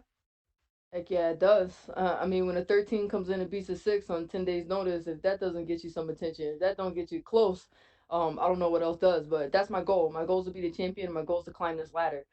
If it's one rung at a time or four rungs at a time, I'm gonna climb it. So a win over Caitlyn definitely puts me top 10, top 5 even. That depends, but I think it's definitely got to put me in title contention. It's just like you said. I know the division is wide open. I've known it's been wide open for about a year now. So it's getting wider as Amanda's moving up to 45, and you see like Holm is back up, Aldana. The division's up for grabs right now. Hey, thanks, Sarge. Good luck. Thank you. We'll take our next question from Damon Martin. Your line is open. Hey, Sarge, we've talked a lot about, your kind of growing up and learning while you're in the UFC. You've kind of like grown up on this stage. Your last couple of performances really have been outstanding, and also coming, going from flyweight to bantamweight. Do you feel like now you are a true bantamweight, and you've really made the adjustments you need to make to make that climb up the title? Because a lot of people have kind of said since the Ultimate Fighter, you're a person we got to keep an eye on, but now it feels like you're starting to reach that contender status. Yeah, absolutely. I feel like I feel like I'm definitely a true bantamweight. I think having that discussion with myself and with my camp about moving from flyweight to bantamweight, the concern was the size, and I just trusted in my strength and my ability. My foundation in martial arts is Brazilian Jiu-Jitsu, and when I was doing Jiu-Jitsu, I was competing in the gi at 163. So I kind of just had to trust myself that I could deal with the size, and I haven't feel like I don't feel like I've lost any strength in this division.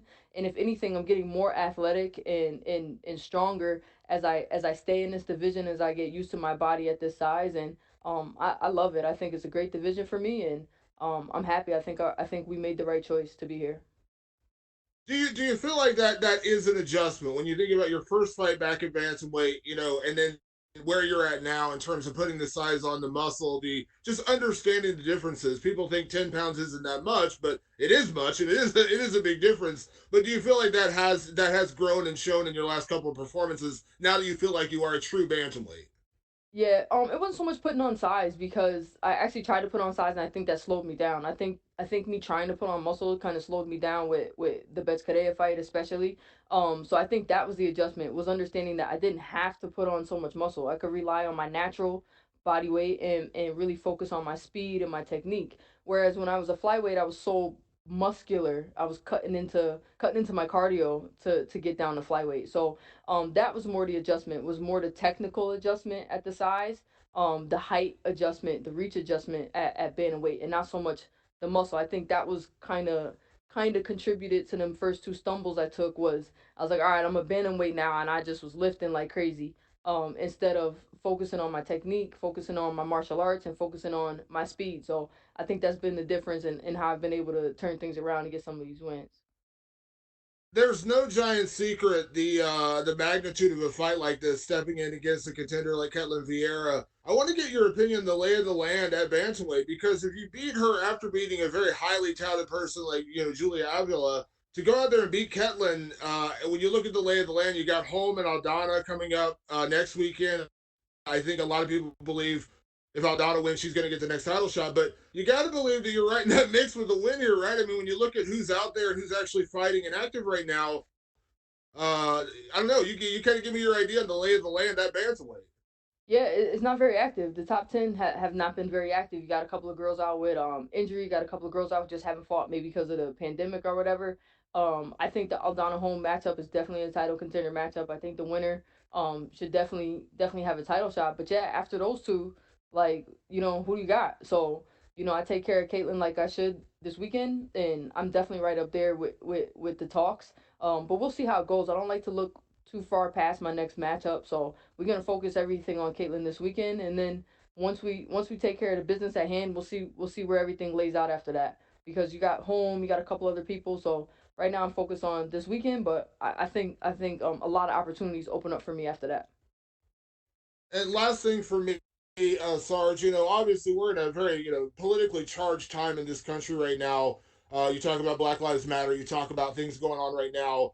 We saw last week, Tyron Woodley came out very strongly speaking about Black Lives Matter, and then we saw maybe some unfortunate comments from Colby Covington after his fight. I want to ask your opinion on that in terms of the athletes speaking out in the UFC and kind of where you stand on that, because obviously it feels like there is a platform and athletes have a way to speak to people on a larger platform like this. Then you have other people saying, "Oh, stick to sports, don't talk about it, don't address it." But then again, it's kind of hard not to when you see things like what Colby does. It's kind of hard not to address things like that, right? Right. So let's be real. First and foremost, it wasn't unfortunate. It was flat out racist. What Kobe was saying. It was racist. It was disgusting, and quite frankly disappointing. But at the same time, like, the one thing I do appreciate is UFC lets whoever say whatever. They have never muzzled us as fighters. If you want to talk, you don't want to talk. You want to be political, you don't want to be political. And I have to appreciate the fact that the company lets us say what we want. So you know, it is America, and everybody can say what they want, but I think to be fair, I think guys that talk like Mike Perry and Colby Covington, I think a lot of things they say are racist and disgusting. I think it should be reported as such, instead of unfortunate or controversial. Like let's be real, it's racist. Like, he's calling the guy a Marxist and a communist, and he's saying that he's un-American. Like, if you were born in this country, you're an American. I don't give a damn. Like, if you were born in this country, I don't care what your background is, what your race is, what your socioeconomic status is. Like, you're an American, and that's it. To have another American say that you're not, I think is flat out fucked up. And you know, it's it's it's more than unfortunate. And I think, for us as fighters, I usually don't bring it up. If you ask me, I'll tell you. But I think hopefully the media and the fans will start to recognize that these things are not just sticks to sell fights. They're not just, oh, I'm just trying to sell fights and be cool. Like, it's really offensive, a lot of those things that he's saying. So but it is what it is. I'm not a guy, so I can't fight him. So ain't much I can do, but answer questions. Yeah. So follow up on that, because a lot of what and I hate coming back to Colby again, but a lot of what people think of about him was promotion. He's trying to be that guy. He's trying to be a personality and a character. But when you start crossing those lines, do you feel like that goes beyond promotion? I think so. I mean, why not? Like, if I came out and, like, look, like, if I came out and called somebody, a redneck or honky or something like that, I wouldn't get that kind of. I don't think I would get that kind of pat on the wrist like Kobe got. Like, Kobe's like, oh, like, I think people are rushing to his defense. Like, oh, he's just promoting himself. Like, he doesn't need to promote himself at this point to that extent. Like, if you can say it out and pretend it's a stick or a show, you gotta. I just don't think playing with something that's sensitive as race, especially in the time frame that we're in, is something that you should use to promote yourself. And I don't think it's promotion. I think it has to come from some source of how you really feel. Because if not, you're a terribly good actor. And quite frankly, it's disgusting that people defend them. Same thing with Mike Perry. Like, Mike Perry dropped the N word all over the place, and he pushed around people and women, and everyone's like, oh, he needs help. Like, no, that's abusive and alcoholic and racist. Like, that's what it is. And I think when it starts to get presented as such, hopefully, hopefully things will start to change a little bit. And unfortunately, like, this is a game of entertainment, and that's what it is. And it's not unfortunate. I kind of like that it's a game of entertainment. I kind of like that it's more than just sports, and that's what all sports are. It's an art, and we have to train hard, and we have to bring our best foot into the cage as athletes. But at the same time, you have to be a personality. You have to be a character to sort of get ahead in this game. But do what's real and do what's true. And I don't think Kobe's acting that much. And same thing, like, Chael Sonnen did the same thing with Anderson Silva, and everybody's like, oh, he's acting. Like, to act like a racist to me is to be racist. Like, I don't see it. Like, if I act like an abuser, like, if I act like I beat my girlfriend up, no one's gonna be like, oh, she's just pretending to be a bad guy. People, I don't think that would be cool. So that's just my opinion on it. I think people are kind of letting it slide by saying it's a production. And I think you can sell tickets, and you can sell yourself in a way that's not so blatantly offensive to so many other people. Thank you, Sarge. You're welcome. Thank you very much, Sajara. You're all set. Thank you.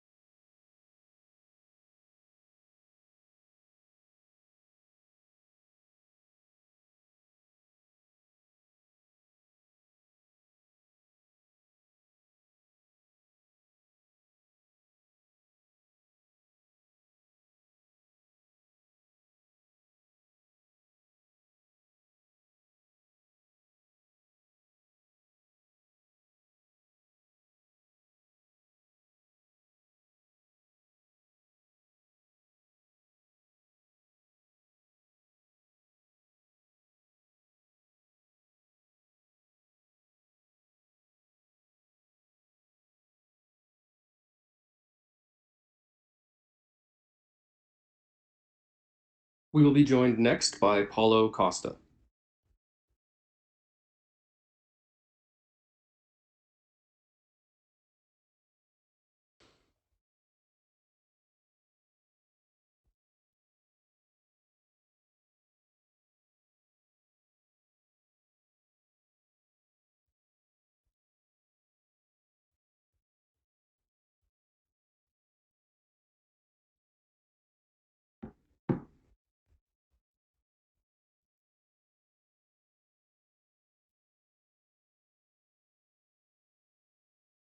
We are now joined by number 2 ranked UFC middleweight Paulo Costa.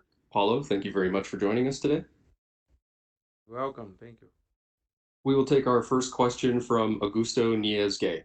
Your line is open. Hi, Paulo. How are you? Hi, man. I'm great. Paulo, after your encounter with him, Adesanya said that you are like those dogs that bark behind the fence, but when it opens, they come very timidly. Uh, which were your sensations after meeting him a few days ago? You mean when I met him here on the way hallway? Yes, yes. When you met him at the hallway. Was a little bit wait because I was wait for that Adesanya that I know on the interviews via Skype, via video conference, but he was very kind, very educated, so that surprised me. I don't know why he changed a lot. And the people also was surprised because of all the bad blood that were between you two, and to see those images that you were really kind to each other. So what do you think that happened in there? Did he change his mentality? He said that he tried to feel your energy, and how were you? What do you think about that? I really don't know. I try to know about him. I do not ask him what happened there. Why? Because he threw his hand to me and to shake his hand, and he asked me how I am feeling on that moment, and so I try to know also. Maybe I don't know. Maybe he was doing a fake move. Don't know. And well, how do you feel for the fight? How do you feel in the middle of this crazy week? Which aspects of this island surprise you the most with all these new procedures that are carrying on? You know, it's different fight on this pandemic, but the UFC is doing a very great work. You know, everything, everybody is safe, everybody is good, everybody's tested a bunch of times, and this island beautiful. The structure here is infrastructure here is amazing. I really appreciate. I really love this fight, this island. And what is the craziest thing about this fight island? About all this, in your opinion? You know, make a huge thing like this. A lot of people working together, and everybody's safe. This is the most difficult to me on my eyes. And Paulo, how are you dealing with the time difference and the fact that you will be fighting in an unusual time schedule? Yeah, this is a little bit different. You know, you need to adapt very quickly, and I'm trying to do that. I'm going to bed like a seven.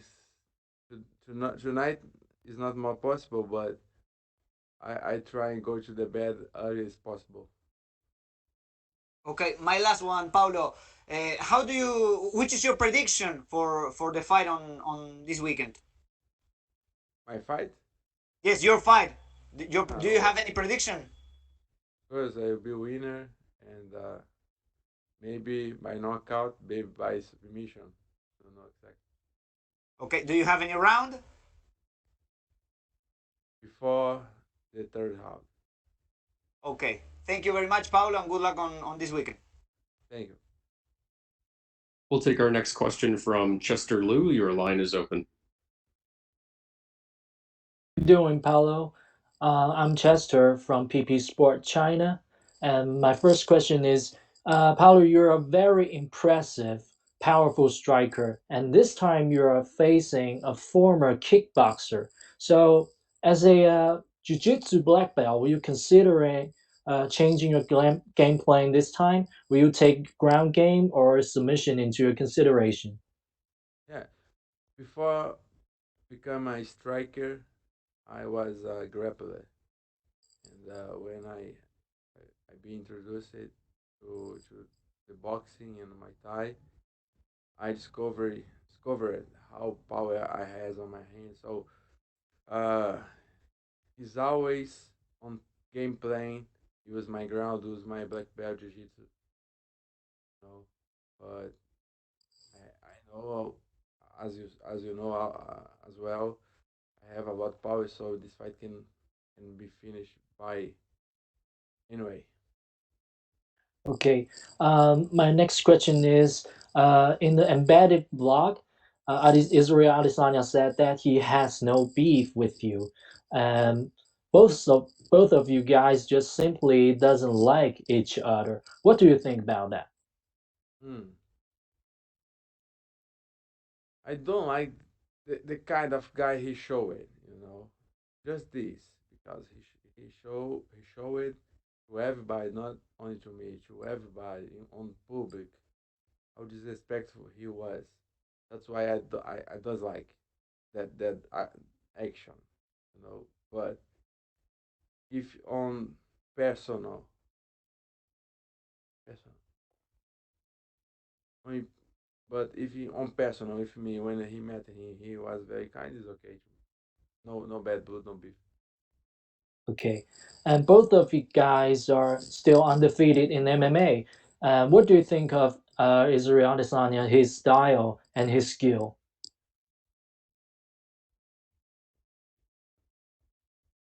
He has some good skills, fast, and he's good on avoid and on counter, avoid the fight, avoid the no, he's faster. Para resumir, in short, he's faster. Fast, he's fast. He's fast. Okay, thank you. That's all. Good luck to your Saturday. We'll take our next question from Pablo Santamaria. Your line is open. Hi, Paulo. Can you hear me?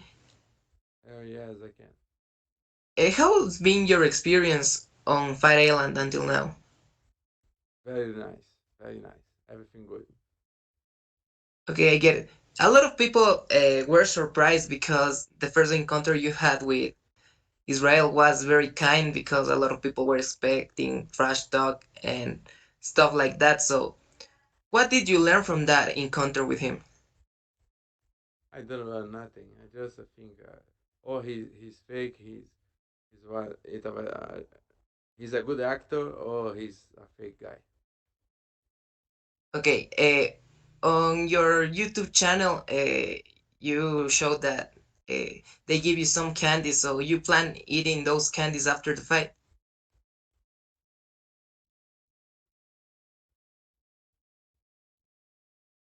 Yes, I plan. I'm wait for that. I wait for the weighing is over to eat some chocolate, some candy. Okay, you said that you will not shake Israel's hand when the fight is over, so you changed your mind after the encounter you had with him in the hallway.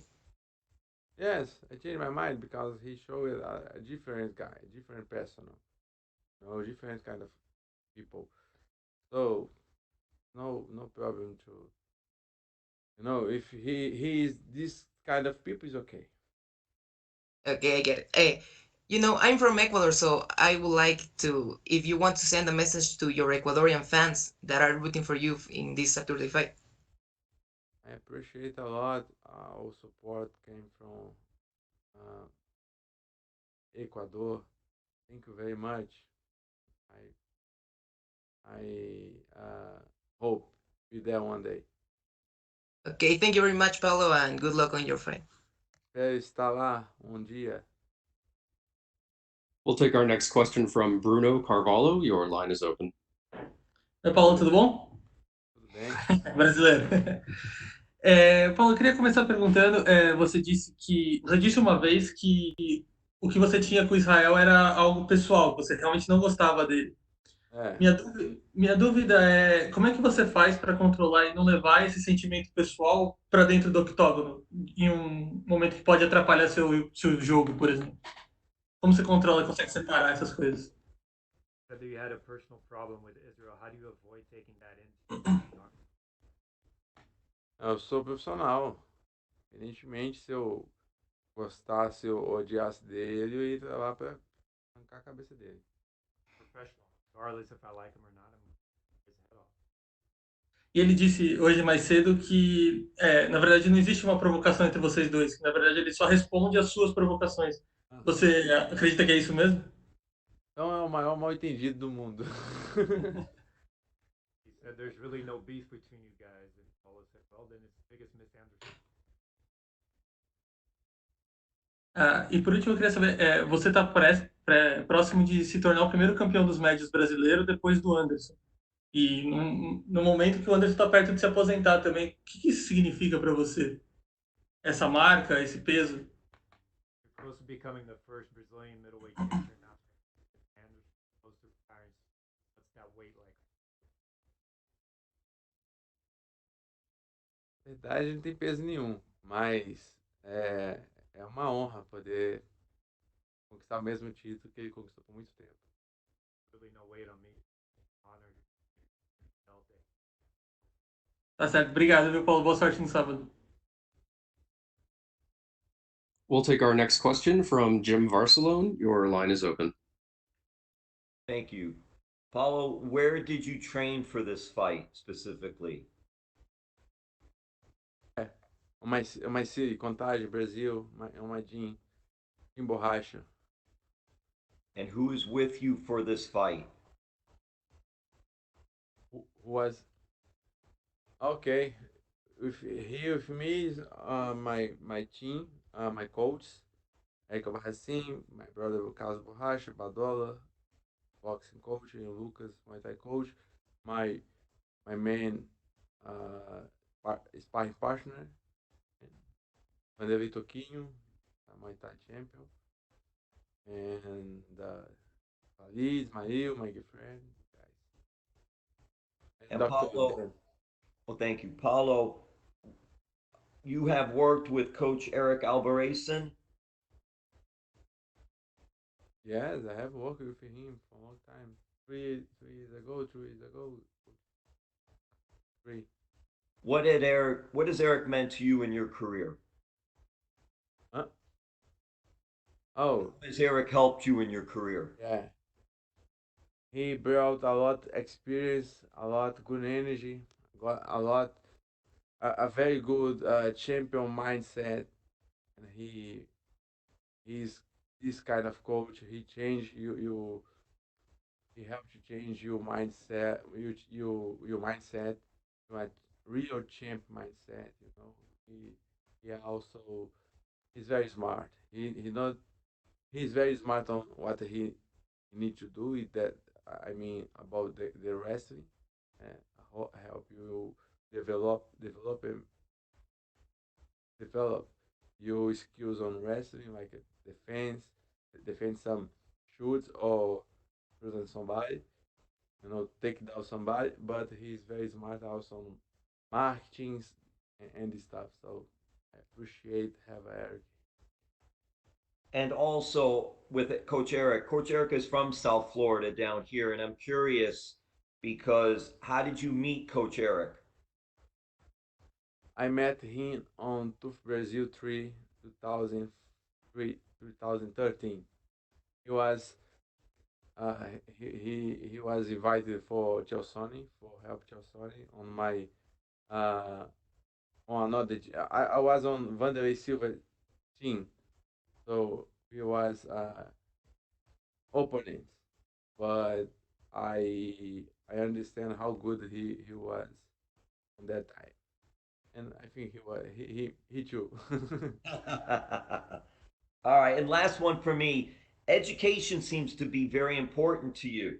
I read about some of your background in teaching Microsoft and Excel and also doing real estate. How important is it for you? I know fighting is number one, fighting's your main goal right now. But how important is the education for life after fighting?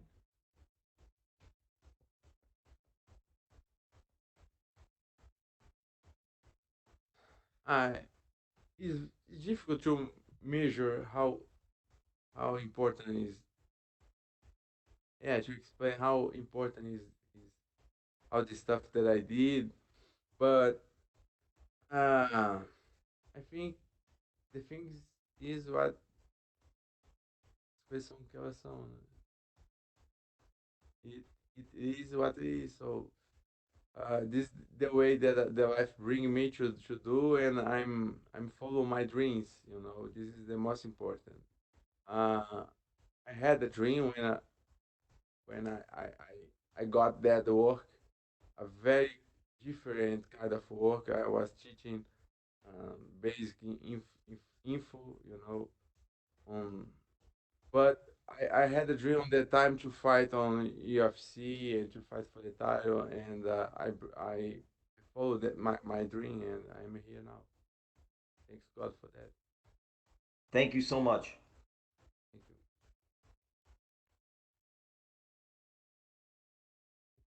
Thank you very much, Paulo. You're all set. Okay, thank you, Ben.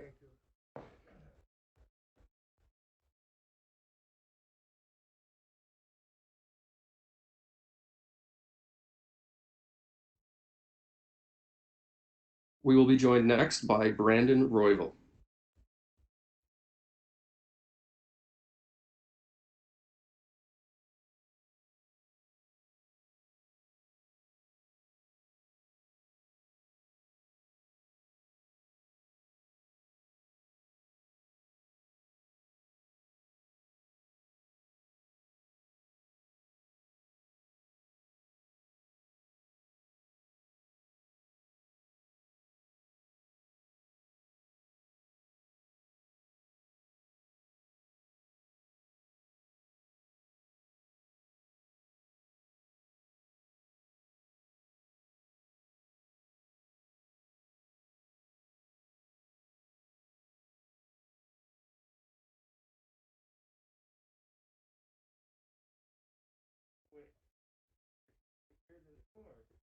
Um, yeah, it's coming off naturally too, so that's a kind of the cool part of it.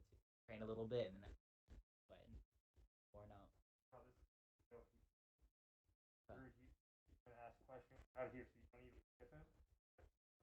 All right, cool. Or around the world are just reading. All right, cool.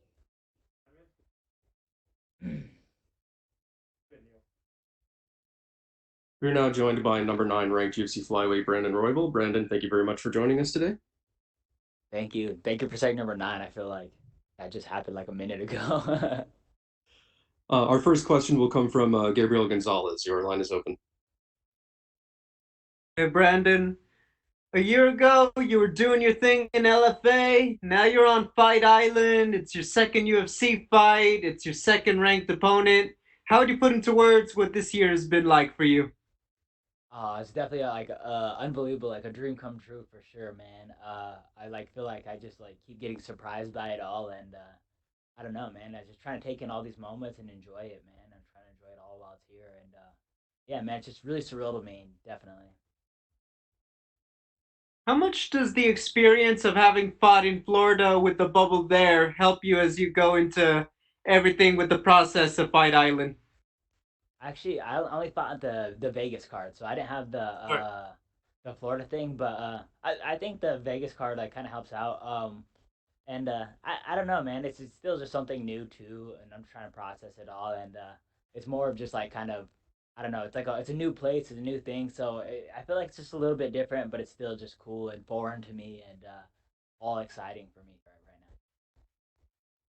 You're coming off a great win over a UFC veteran, but what did you take from it when you went back to the gym so that you can keep growing and you can keep getting better despite having already a great start in the UFC? I'm still trying to continue to accept it, but just that I belong here, man. That I belong here. That I'm right where I belong, and I'm I'm one of these guys, man. I'm a top 10 fighter. I deserve to be climbing these ranks, and I deserve to be here. I feel like that's like the hardest part for me to accept is that like, hey, you deserve to be here. Like, I didn't take an easy route to get to the UFC at all. So now that I'm here, and I want to be here, and I want to be here to stay, and I want to make a name for myself, and I want to just show my worth out here, man. Show what I can do. Does it add any extra motivation knowing that he's coming in with his teammates to run the show on Saturday and you're looking to spoil all that?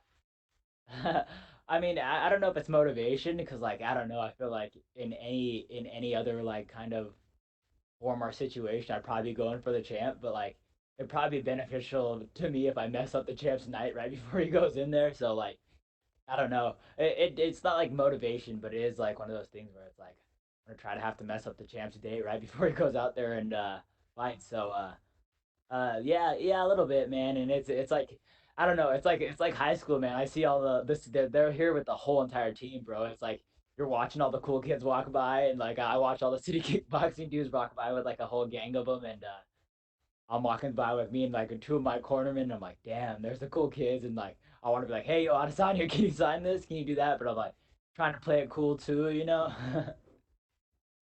I hear what you're saying. Final question. What's your assessment of Kai as an opponent?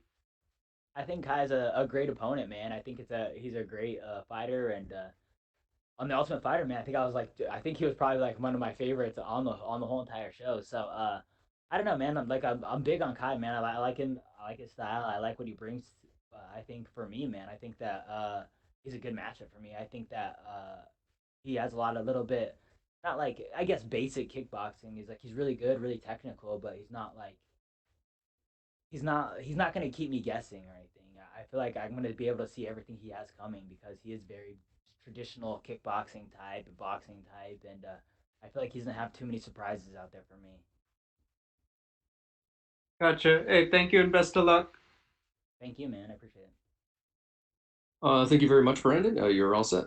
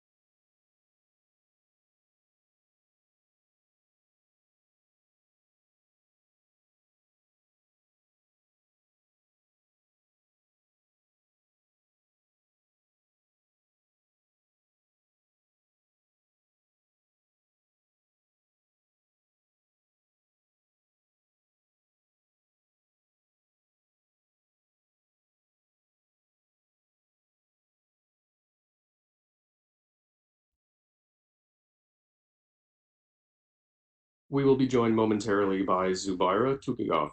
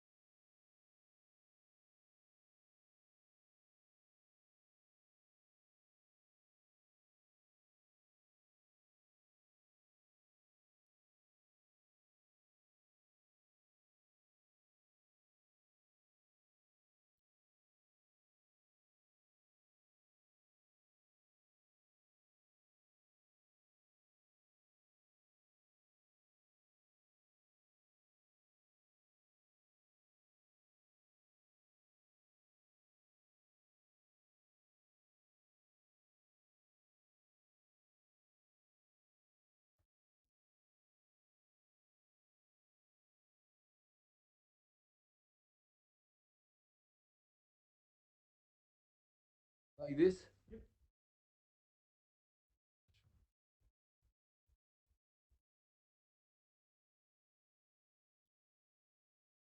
We are now joined by UFC featherweight Zubaira Tukugov. Zubaira, thank you for joining us.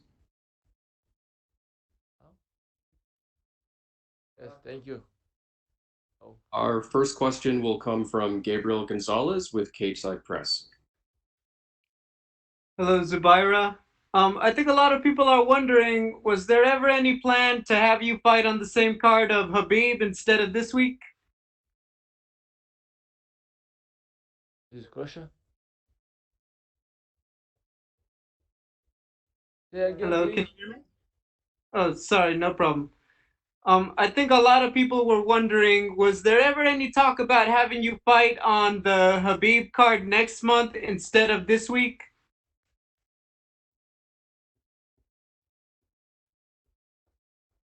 Uh, okay. My English sometimes not good. I'm sorry, guys. Yes, of course. If we fight same card in UFC, Habib, Islam, everybody is yes. Sometimes it's good. Sometimes no good because we need help. We need help each other. Now I fight Habib Islam. Come to Abu Dhabi to help me. After my fight, I going to help his fight, Habib Islam. We need help. If we fight us one same day, we don't can help each other. This So is your second. Go what? ahead. Oh, this is your second time fighting in Abu Dhabi. Is it easier because you know what to expect with the weather now?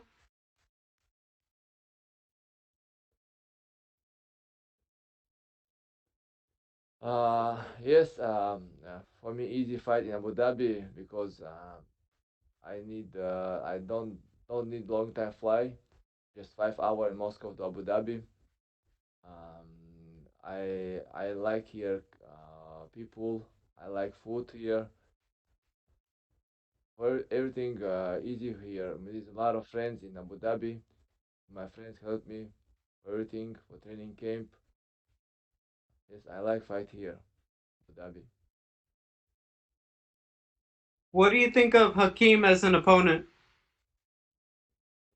My opponent, I know he's a very strong guy. He's boxing, nice kick. This is good opponent. I think this is we show nice fight, crazy fight. How do you see yourself winning the fight? What? How do you think that you will win the fight? Knockout, submission, decision? Uh, if I win this fight in knockout, it is nice. I don't know. I try knockout. I try. I do this everything. I want everything: wrestling, boxing, maybe knockout. We'll see. Thank you, Zubaira. Good luck. Thank you so much. Thank you for everybody. Our next question will come from Martina Siluk. Your line is open. Hello, sir. How are you? How are you? Thank you. I'm good. So, my first question is about your opponent. I would like to know what are, in your opinion, his pluses and minuses in a cage.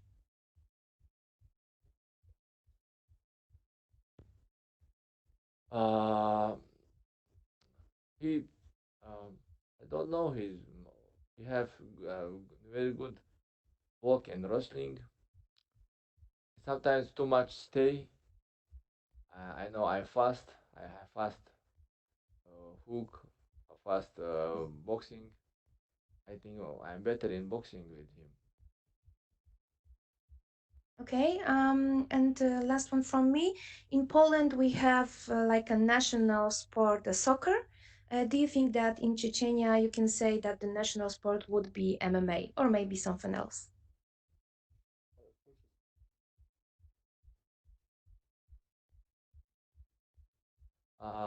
In Chechnya, national sport.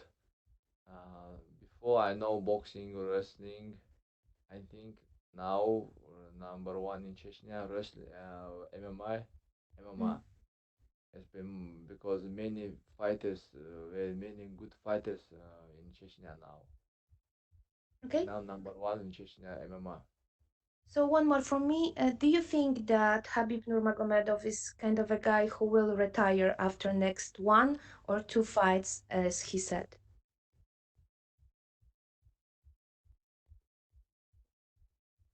No, I think he will after fight more. After this fight, I think one more time he fight. Okay. I know more talked about this Habib. After this fight, I talked about next interview. I told you. Fantastic. Okay, thank you very much, sir. Have a great fight on Saturday night. Thank you. Thank you so much.